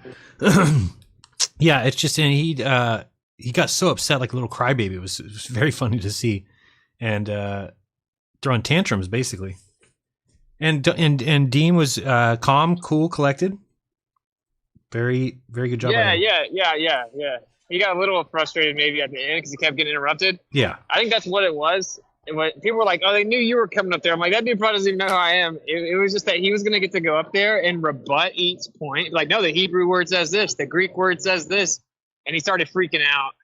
And so he had to shut it down because he would have never recovered from like that guy showing that he like just misrepresented the scriptures in each situation. So he had to shut it down. But right, because he came up with the first item, the eons, the ages, and the worlds. He got shut down on that one because he came out and basically said, "Oh, these worlds, these means that there's other worlds out there, other planets. That's why I believe in them." And he got shown that he just got the wrong word again. Yeah. Yeah, and he said all he did was talk about the firmament. It's like, bro, he talked about a ton more than just the firmament, and you ignored every verse, and then handpicked the bad ones on Nathan Roberts. Like, it was, I don't know, it was kind of cool. It's kind of cool. If someone watches that, honestly, there's no way to like. I will say, before I get on this plane, that's a perfect example of why religion sucks. You know, like that dude gets up there and he just gets all emotional and he's like just screaming and getting everyone worked up, and they're like, "Yeah, tell him." It's so gay. Yeah, it's so bro. bad. It's like, and I'm sure he's used to being up there, and like whatever he says, he just gets people on his side. And so, of course, this time it wasn't happening. People were just shouting at him from the stage, and he was getting really pissed. But he was getting things wrong. So Yeah. He tried to say that, like, no, see, my people know they don't have to yell. I'm like, no, it's that there's way more flat earthers here, and you're just wrong about everything. Right, you know? everything like, you're it's saying nothing is to do false. with that. Your people are literally the type of people to yell. You know, like, come on, get it. It's so lame, bro. But at one point he said that. I don't know. It's probably positive, except they pulled it down. That's what sucks. Is because if they had stayed up on that platform for a couple weeks, it would have got hundreds of thousands of views. Oh man! And they pulled it down immediately, and they disabled the comments and the chat immediately during the debate. So like, because he was just getting roasted in his comment section on Facebook, they disabled the chat. So yeah, that's the part that sucks. But oh well. Otherwise, yeah, all good. Can come from that. Like Austin said, there's nobody who watched that's a flat earther that's going to become a globe earther, but there was probably thousands that would have been on their first leg of their journey last night by watching that debate, and now they're going to be heading towards flat earth because Greg did a great job at recruiting for us. So thank you, Greg, for that. He just wasn't ready for it. And again, you can't argue pro Bible cosmology or pro Bible globe earth because it just isn't in there. So, and again, he just would take any verse. Yeah, and bro, yeah, go ahead. That's why I was trying to tell people. Everyone was like, "Are you ready to go up there?" And I was like, "Bro, I don't think I'm going to get up there, bro." Like, because if the format that he had said, which was, okay, I only have one verse, it won't take me no time. I want to give him as much time as he needs, and then let him rebut whatever I say, and then bring whoever else up here, and I want them to have as long as they want. Dude, if I had got up there, I made a PowerPoint, even though I knew I probably wouldn't get to use it. If I had got up there and do my 30, 45-minute PowerPoint after he rebutted his points, like, he would have not had anyone come into church the next day. Like, there's no way they could have allowed that. So did you go to Dean's church? Whatever. Yes, this morning. Yeah. How many people were there? 7. It was packed, bro. It was the whole entire conference room was packed. They had to bring chairs in there. Wow, nice. Yeah, it was cool. Yeah, I was supposed to fly out at 7, and then we didn't get back till like close to 2, and I had to leave at like 4. So I accidentally fell asleep. So. Anyway, so I just went there, and yeah, it was cool. It was packed. It was pretty cool. Yeah, if people don't know, Dean basically said at the end, I got a room over at a conference center over at the Marriott, and if people want to come to my church tomorrow, I'll do church over there. And I knew he was going to have a good turnout because, Greg probably lost some people yesterday.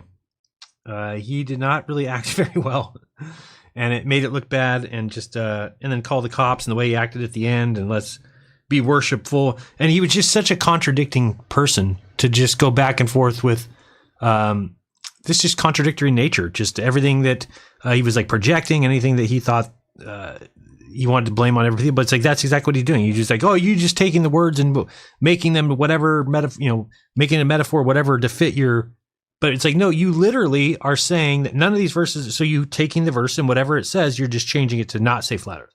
So he's just doing exactly what he's accusing others of. Yeah, exactly. He's like talking about like these aren't literal, but then he takes the east to west and he applies it literal, which it is using directions as a real physical thing to explain like that there is no, like basically you can't separate it any more than east versus west. But it's just funny he's picking and choosing which ones are literally cosmology and stuff. But anyway, I guess I got a board on here, but shout out to GLOBEBUSTERS, obviously. And it was pretty cool just chilling in the airport. I get to hear my boy Eru in here just ladling gravy about the Jesuits again. So what do you think? Appreciate it. I'll catch up with you guys later. I figured that we'll be up late next Saturday, so we'll take Sunday off. We'll take GLOBEBUSTERS off next week, and then we'll come back with a new season, yeah? Yeah, that works with me. Okay. Sounds good. All right, thanks. much love. All right, you too. Peace. What do we have about maybe half hour? You want to take some calls, Eru? Yeah, I don't have too much time because here it's almost midnight. Yeah, but 30 minutes? Can be 10 minutes more, 15 minutes more. Okay. Let's do just a couple. Let me open up StreamYard real quick. If you want to make a statement about the debate or question or comment or concern, you can go to Cornerism. Let me bring it up here a second. Go to tinyurl.com/cornerism and we'll bring you on. Let me get this up. It's not going to come up yet because I haven't opened the room. Wait, what is the... Oh, no, StreamYard. I put Streamlabs. Like, what? This is new looking. StreamYard. There we go. Just because I don't really have anything else, so we're going to get into a little bit of grab. I don't probably have time to do what I wanted to do there. Let me see here. StreamYard. There we go. And so, again, if you didn't hear, we're going to take next week off since we've got the summit. We can do that, too. You know what? I'm going to give away a VIP pass, but I'm going to need to think of some questions to ask. I think that's probably the best way to do it. Yeah, I think so. Let me bring this up. Enter Studio. Okay, so you can go to tinyurl.com/cornerism. I'll put it on the screen. Let me get in here. All right, and the room is open. Good. Bring this one over here. Let's see if anybody wants to say. Maybe nobody wants to say. And then I'll read the super chats right now too as well. Where are we at here? This one. Oops. Okay. Let's see if anybody comes in. Maybe nobody wants to talk to us too. It's possible. It is possible. You better read the super chat too, by the way. Read the super chat. Read the super chat, but like ignore my incredibly lame typo. Okay. We'll get there right now. Let me see where we're at. So that's good there. Is this showing? Yeah. Oops, let me close that. Okay, and browser. All right, well, we'll see if anybody shows up here. Again, tinyurl.com/cornerism. I should probably put that on the screen. Move this over. Oops. That's not what I want to do. Why is it doing that? Hold on, I gotta think. Oh, because it's already showing that one. Wow, man, that is a ayahuasca trip. Are you tripping out? You all right? You staying with us? All right, so let me get this up here real quick, see if anybody wants to come on. And if not, we can read the super chats and go. Let me add this. We're going to go with a text.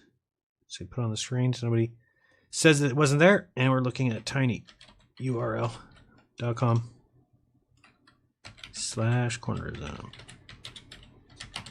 Okay, and there. Okay. Shrink that down. All right.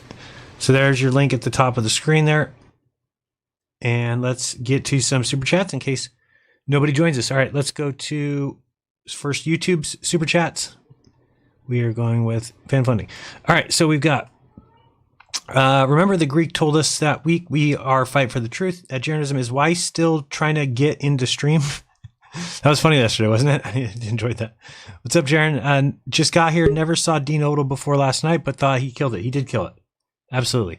We've got, again, Flat Earth, Eric Daly, Eric Carey, whatever. Neuropartotus, please volunteer to read the super chats. Jeran may be a crypto Jesuit. Yes, that might be true. We've got... yeah, it's a Jesuit that drives cryptocurrency. witsitgetsit says, I heard Greg Locke won Jeran over to the globe and Christianity in one fatal swoop. It was just one day. And I have jumped ship totally. Maybe there's some AI bot that will automatically read super chats and then yell at Jeranism. Yes, there probably is. Actually, you know who has got, Austin's got the way to do that. I don't have the way to do that. Eric, what's up? How's it going? Did you just come to say the same thing you already said? Is that what you're doing? Oops, wait, hold on. I don't have it on there. I got the audio now. Try it. Oh, there you go. Now you got you. Now I got you. Okay. Well, I'm knee deep in installing a washer, but I just want to say thanks to all the folks that showed up at the event yesterday. I think it's going to have a long legacy. We've uncovered some scandals that we need to address, which you have already covered about Quantum, whatever his name is our doctrinal leader and quasi-luminous. I don't. I guess, that guy. I guess he's telling, according to what I heard, somebody says that he says his first video was in February of 2014. That's just not true. I've been in the cult a couple of years, and I'm glad to finally know who's my leader. We never told you? Yeah, he's our homeboy, our forefather. No, I've heard quasi-luminous, but I don't think he was around before Dubé or before Powerland or before who else was at the original? Mark Sargent. Stars Our Souls. Well, I haven't got through very many degrees of the flat earth cult because I got claustrophobia and I can't get in those coffins. We don't do that. Come on, don't tell people that. They're going to believe you. Yeah, no, they won't. Bones, man. Do I look believable? I think so. You kind of look like Santa a little bit. Well, I got to trim my beard, but you're right. I want to say thanks to Eru. Eru's awesome. Please, man. Thank you so much. So great. For your thanks. I just wish he spoke English. That's all. I'm here. I don't care what you think. You don't get an opinion. You won't read the super chats. I don't want an opinion. Well, no, I do want to read those, but it's hard to run the show and do that. Well, what are you going to do about it? Well, I told you I was going to have one of the guys do it, but I only have Eru, and Eru doesn't speak English. So I'll bet you Achilles would. I speak mother language. I have Ether English. My English. No, we will get it next week. We will have Zack in charge. Zack will be the super next week is no show. Exactly. So Jeran, what a man. Remember your own words. Or the week after. Oh, wait, what is Eero, don't listen to him. He's dodging his guilt. That is true. Yeah, but he you know, I don't know how he did it, but he connected with me in my dreams. Yep. So it's impossible not to hear Jeran, you know. Well, I wouldn't give him credit for anything. He doesn't. Me, exactly. Yeah, nobody does. Me too. Everybody's trying to help Jeran get better, and you are too. You're just doing it on a higher level. And I ruined that. Everybody's trying to help Jeran to make better until I start speaking. Oh boy! So how's your Southern Airships and Beyond group? Oh, it's doing fine, and I'll stay on here as long as you want to talk to somebody. But if somebody comes in, we'll switch off. Okay. We're gaining members, and we get posts every once in a while. And I found out that. Do you know the guy that's Zetetic Warrior? Yeah, Z. Yeah, he took a break from his daily streams and started doing compilations. So he did a long edit, about an hour's worth of 3 calls that I did. And so I posted that. It's pretty good. It's a good introduction for folks that haven't figured out we're doing it yet. Nice. And so I keep sending super chats, but YouTube doesn't like me to talk about Telegram, so I have trouble with that sometimes. Yeah, I would doubt that they would like that, especially because you can do live streams there now. So I want to get to that eventually. Learn to do that. Yeah, I've tried it twice, and I always get some. It always replays the volume. I got to figure out how to fix that. Well, I couldn't watch the debate last night because I recently escaped from a situation like that group, and very, very tough. You know, the guy that helped me figure out a larger arena, and so it was just too tough on me. But I went and listened to you and Dave in the hotel later, and Sean was very impressive. I've always From liked Sean. I really Kingdom like him. and Conquer. Yeah, he's a good guy. He's a good guy. So, yeah. And, you know, some of those guys where, you know, I might have a very different opinion than them. It would be very easy for them just to discount me and not even converse with me. So the fact that he always reaches out or wants to have debate or conversation and friendly stuff too. We text sometimes. So very nice guy. Well, yeah, he's a gem, and I'm glad he's also trying to help you, like me and Eru. Everybody's trying to help me. I think everybody's trying to help Jeran. I need more help though. So that's the thing. Can you figure out where Well, that's we're doing our best. Right. It needs at least a dozen people, I'm guessing. Oh, well, we got everybody in this audience right now is trying to figure out what can they do. I was still laughing at that last night. I mean, who would have known that by just not paying attention to my chat for 30 minutes that I would make $100 from just not. Oh, that was so funny. Did you see all the stuff today about people trying to tell you that Dave wants to get on the stream? Yeah, that's what was so funny. Yeah, they were following along. They like it. It's a pretty good routine. Yeah, it was like Dylan Dave. I was like, we got to do that in the future. And then he was in there at the end of the show saying like, hey, I'm ready to come in. I was like, no, not now. We got to better time that. No, it was funny. It's good stuff. Let's think here. What else do we have? Are you going to the summit? All right, let's try to mention to the audience right now how easy it is for them to do what I just did and get tiny URL. Very simple. Whatever it is. Yeah, let's just instruct the audience for a minute, see if we get one more guy to call and bail me out here. I got to put the thing on the screen. I didn't do that for you. Where are you? This one. Okay. And are you going to the summit?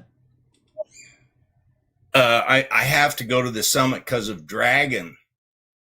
Oh, Stephen Dragon? Yeah. He's required. He's made it a requirement that you go?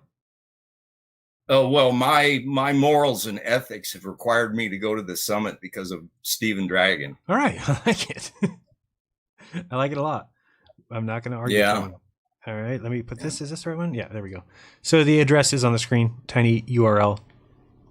You can point up right now, Eric. Well, point above your head. I see it. I just want to urge people to try to call in right now because it's real simple. You just open a website and then you click a couple of buttons and you get to hide yourself or show yourself or pick a background or don't.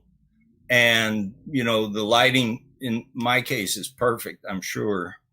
Right? Yes. Oh, well, of course. Anyway, it's fun to do. And, you know, I'm going to tell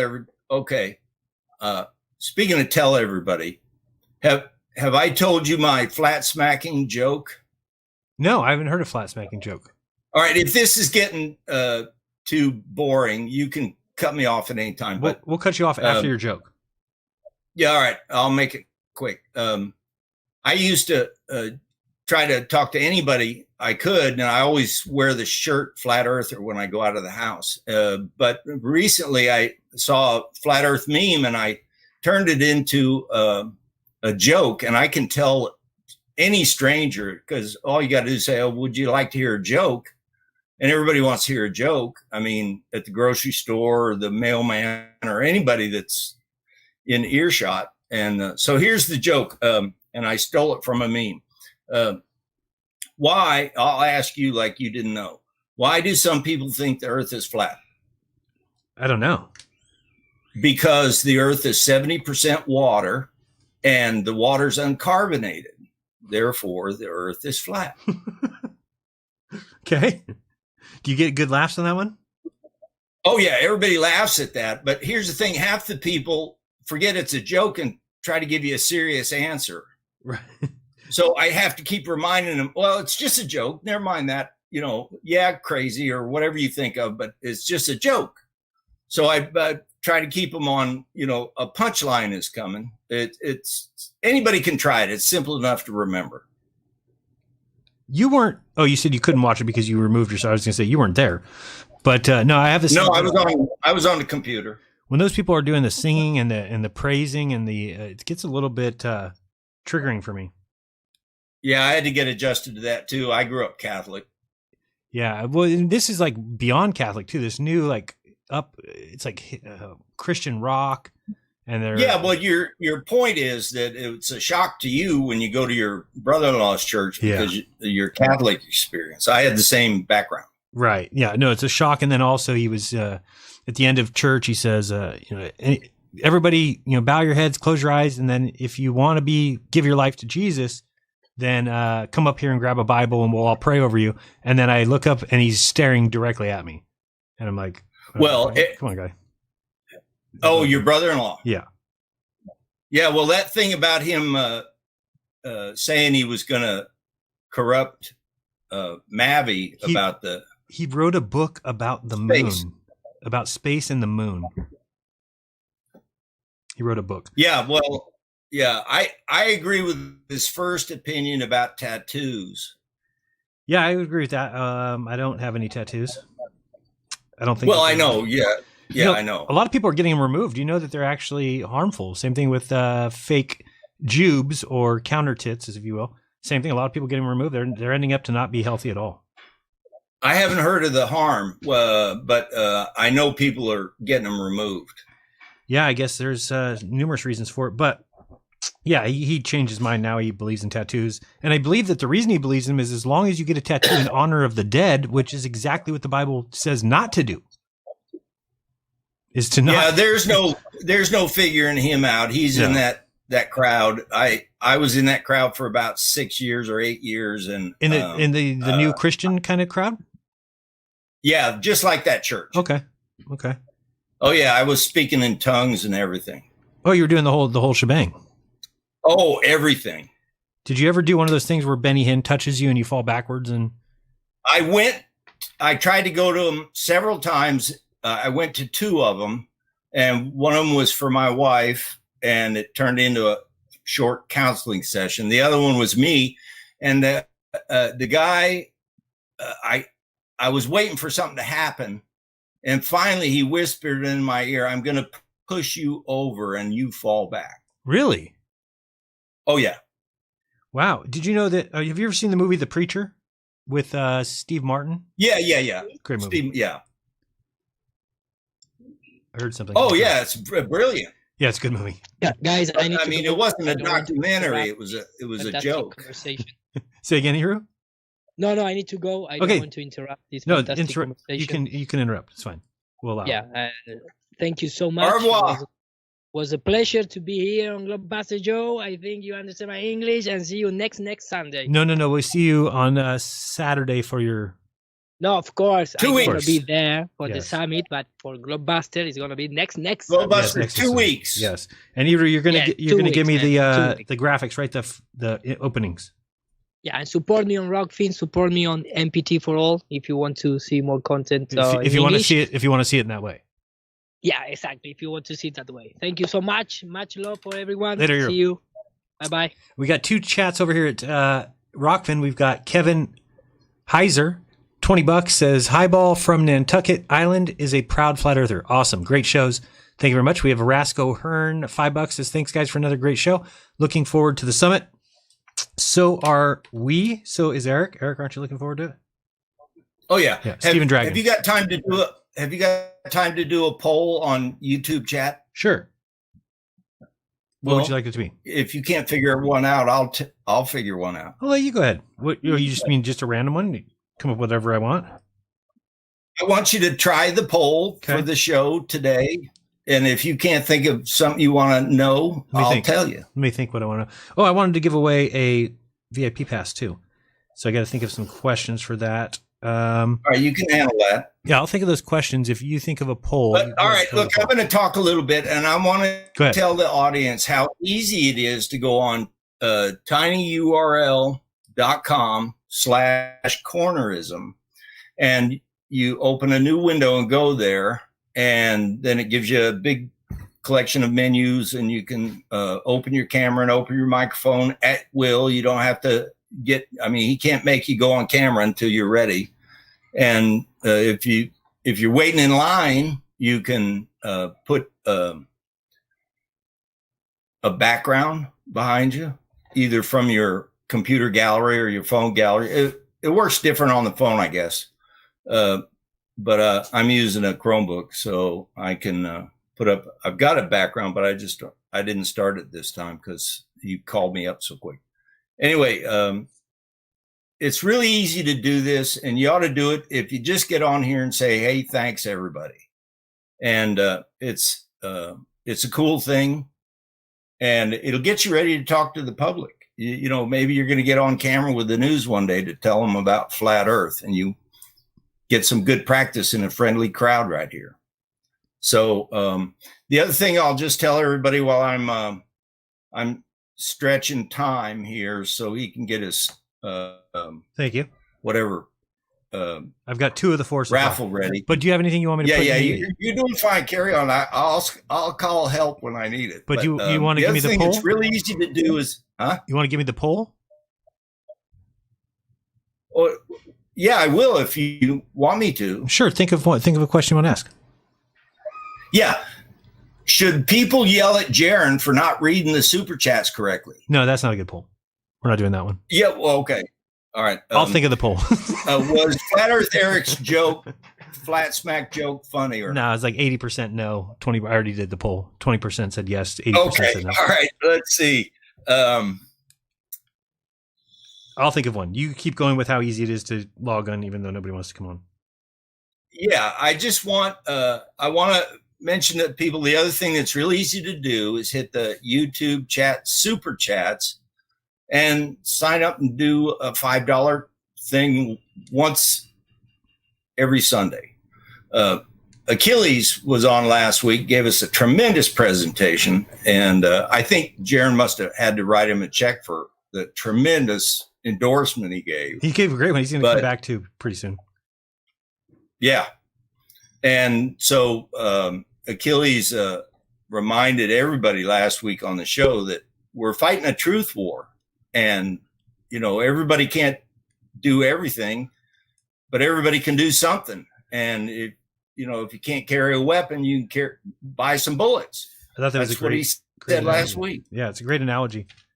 Oh, we have somebody. We got somebody. All right.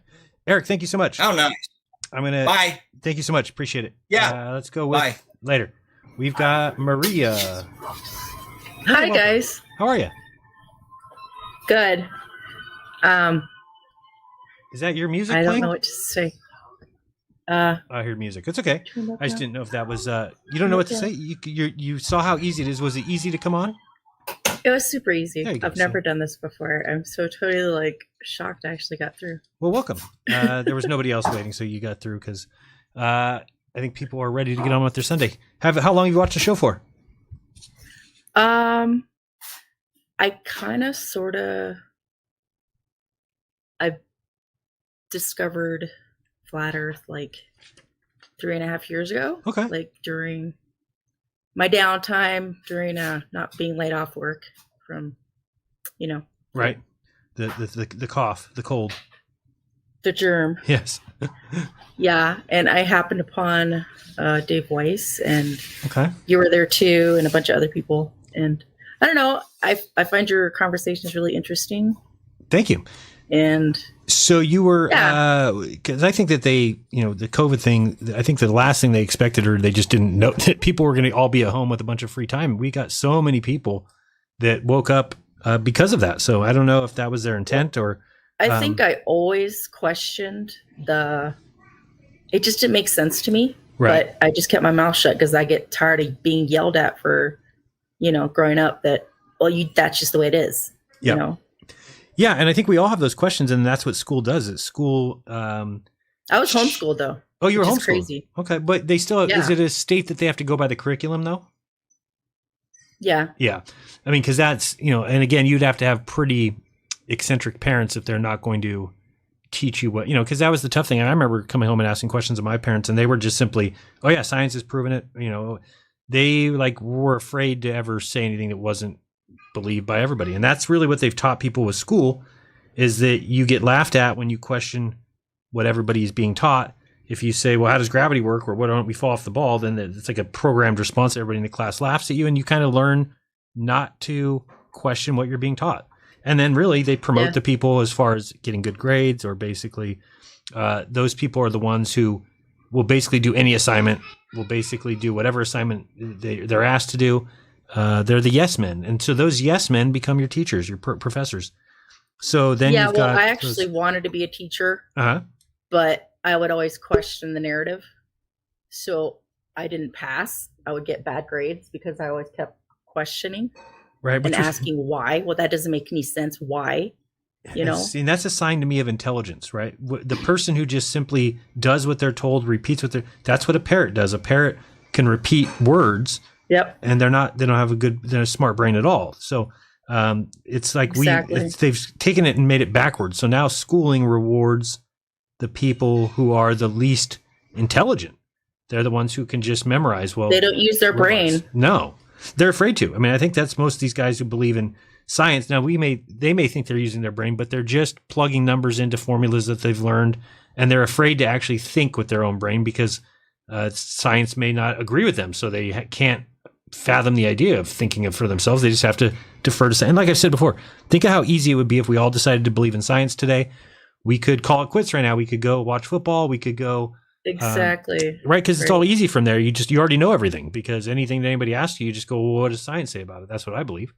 So again, that to me cannot be the point of our existence here. There's no way that those people will be rewarded or looked happily upon for basically giving up the only thing that God gave you to discern the world with, and to it's amazing that we can think and we can weigh options and we can look at two sides of a story and decide which one better fits our reality. But when you just defer and say, well, I believe what that guy believes, that can't be good. Yeah, that's the thing. I was watching the debate on your channel last night. I just happened to cross it because it's in my alerts in my YouTube channel, because I finally got my notifications on. Right. And I was like, I could not believe this guy. Like, I liked the Dean Odo guy that was presenting it. I was like, that's right. That's right. Because I mean, I studied Bible. I was in my Bible major in college. Oh, wow. Okay. At Bob Jones in Greenville, South Carolina. I know not everybody knows where Bob Jones is, but I was born there, raised there. My parents, were missionaries and all that. That's why my name's Maria. And I speak Spanish, Iru, by the way. He's gone, but he'd be happy to know that. I know he's gone, but I was like, come on, just put it on, dude. Damn it. I understand. Anyway, so it's really funny how this debate, if you can call it that, they have no proof of the globe at all. And I wanted him to come up with something rational, something, concrete. There's nothing. I thought he would. I really did. I thought he really did, because he kept saying, yeah, I'm going to, I got this one verse. This one verse is going to destroy it in one verse. Like, what's this verse he's talking about? Well, we found out. I knew he was going to bring up Circle of the Earth. I knew that. And then he just said, well, everybody thought I was going to bring that verse. And then he just, he's like, I don't care about it. But then he went to, he said it anyway. Pretty funny. And then I was listening on my phone, and I put my phone next to my bed, and I went in bed, and I was trying to listen. I fell asleep to the rest of, after the whole drama took place. I fell asleep. I seriously wanted to listen to it. So I was like, 9 hours. Well, okay. I would have passed out anyway. But yeah, it was fun. It was fun. I was just like, this is incredible. Well, we really appreciate you calling in. What can you do? You can only do what you can do to try to open people's eyes, but then it's up to them to decide. I'm a firm believer. I used to be this, push it down people's throats, but now I'm like, no. It's for people that are looking for the truth. You want to be able to provide them that material. So you want it to be out there. And then you want them to be able to find it easily. Now, YouTube makes that a little bit difficult, but like things like Dave Weiss's app really make it easier for people to find content. That helped me so much. I had so many questions when I first learned about it, and I love the app. I mean, I've had it for the FAQs. I love it. The FAQs because what I will tell people all the time is like, get your friend to get the app, and then what you want to do is, I think actually one of my neighbors asked, and she happened to mention Flat Earth, and I started talking to her and stuff, and I'm like, the best thing to do is get this app, and she was so happy. Because if you search, you could even like watch 3 videos on the app and then tell somebody, now go search those videos on YouTube, and they won't be able to find them. So Exactly. That's what they've done. They've done it. And we need people to share. I know people don't like to share sometimes because they don't want to share the show with their family. Facebook all the time. Well, thank you. All the time. My Facebook is full of all you guys' stuff. Like, well, that's awesome because that's what it takes, right? Different, that's new, a different angle. I mean, people are sick and tired of seeing it, but I'm like, hey, the truth is the truth. All right, well, I'm going to let you go. We got 2 people that came behind you. Thank you so much. Appreciate it. Call back some more time. Good luck, guys. Bye. We've got Mr. Solid Ground. Is it also stationary? Yeah, for nice. sure. I like it. It's funny watching what's going on with some of the other people that make content and how frustrated they get. I mean, I don't know. It's very strange. We live in a really weird time right now. It is. Who are we talking about? Well, I'm not trying to throw anyone under the bus, but I mean, it's like, I mean, there's one specific guy who tends to get pretty frustrated by the whole thing. And, I don't know. It's just weird. Watching that stuff last night, man, that's rough. I've been kind of looking into this subject.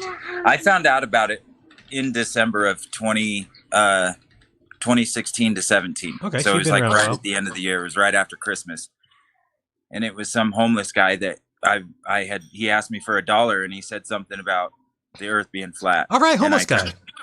Huh? I said, all right, homeless guy. Yeah, and at first I'm like everyone, I scoff and I say, this guy's named Jeran. Hi. He's got a show. Sorry, I'm a single father, and so I was a single father as well. So I look up to you for that. There's not very many of us. Yeah, I know. It's fun, but it's a lot of work. So I would agree with that. But I watch your stuff, and I've been But so he brings it up, and I said, well, we have satellites, and then there was another woman. I live in Salt Lake City, and there was another woman that was downtown, and she mentioned something about the Earth being flat. And it had come up on my YouTube feed, and back then it was ODD. Mm-hmm. I've been really curious. What happened to that guy? I don't know. I think he might be working or something. I'm not really sure. Well, I hope he's doing well. Me too. Because he made texting him. Yeah, he made great content. Yeah, his songs were great, and his videos were great. He was doing really good work. Yeah, his style and everything about it was really great. And I still watch Eric Dubé's stuff.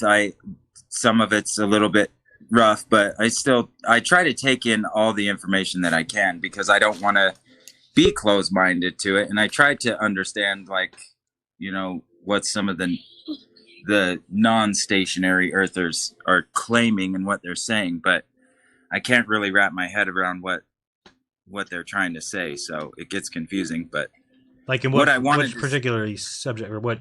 Can you give me an example? Well, okay, so like one particular that, I'll just go ahead and say Dell. He talks about we have to be moving in an upward fashion, right?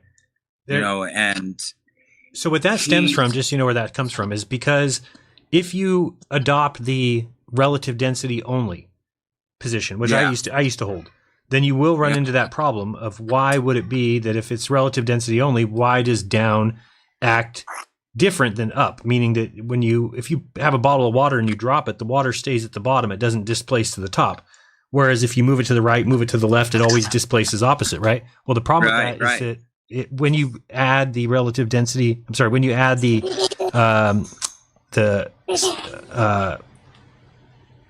electricity of it all, then what you're doing is you're now that you have the downward direction, if it's electrostatics that's causing it, now it makes sense why you drop a bottle of water and the water stays at the bottom, because the water was already going down, right? Yeah, and I think he thinks that because lakes and water, settles to the ground, that then suggests that we're moving upwards, but no, because just the water has weight, that has density. So, right. Yeah. I get it. And actually I love Austin's stuff, and what I've learned from him has just been like mind blowing, as far as the way he's able to break it down. I have a client of mine, who is I guess he's an electrical engineer, and this guy, every time I see him, he asks me or makes a comment about the flat Earth, and it's been really helpful to have some of that information from Austin, and to be able to understand the electrostatic nature of things, and that understanding, like, just the idea, like, there are no particles, that blew my mind, like, to get into the idea of ether and what that really means, and how that correlates with spirit. Yeah, sorry, it's just going to be what it is. I didn't actually think I was going to be able to get on. That's pretty amazing. You did it. But I got two people behind you, so go ahead and close it up, and we will get you next time. Yeah, well, I'm really grateful for you guys and the work you guys do. All of, like, really, I am, and just keep it up, because I'm of the mind that people are not, I don't know, but people don't like this topic for some reason, and I don't know why, but. Well, I think it scares some people. It really does. Yeah, and like watching the debate last night, I've come to realize that, like, and same with my client, who's the electrical engineer, they don't want to have to look any further for the truth, Right. They don't want to have to. I think what's his name?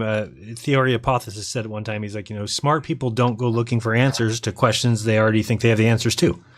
And then you can also look at it as sometimes they don't even, like you said, it's more work. And if they already have the answers, then why would they put in the work? It's like, no, I don't even want to look into it. Well, yeah, and you have this context of what shapes your world, and you think you have it all understood and how it works out, and, like, why disrupt that, right? Right. But all right, well, thanks for the call. Appreciate it. He's just gonna keep screaming at me. No problem. I know how kids are. I got a 3-year-old. All right, later. I appreciate it. Mr. Coriolis, Tony Coriolis. Yo. Oh, I forgot to have your music ready. Gosh, darn it. It's okay. Let's try this. There. All right, Tony Coriolis, ladies and gentlemen. Tony Coriolis is here. Welcome, Tony. Hey, dude.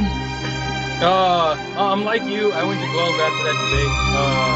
Yeah, that guy made a bunch of great points. Say it again. That Locke guy, he made so many good points that, yeah, man, I'm Globe like you.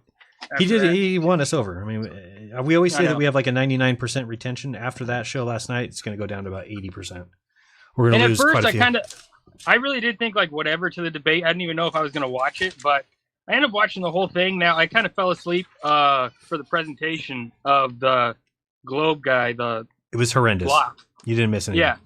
But then today I watched it, and holy cow, dude, that is so good. I'm glad that whole debate happened exactly how it happened. Me too. I saw a lot of people in my chat were complaining and this about religion. I'm like, look, hold on. Whatever you think about religion, this is good for flat Earth. It's just, I even know people who said, oh, it's just a show, blah, blah, blah. But come on, I'm so glad that whole thing happened.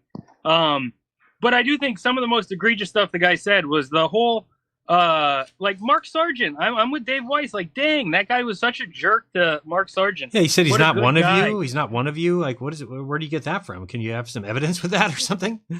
It was really weird, and it just shows how he was really just acting like all the people that just watch all these stupid videos. Yeah, exactly. So that's what he did. He just went and watched a Professor Dave and something else, and then watched like 4 or 5 videos, and was like, all right, I'm ready to go. Exactly. Yeah. No, it was so dumb. What's the whole deal with the VIP things? That's why I called in. What's up? What do you mean? You already have VIP, don't you? You don't have lifetime? No, I got just regular. I paid for it this time.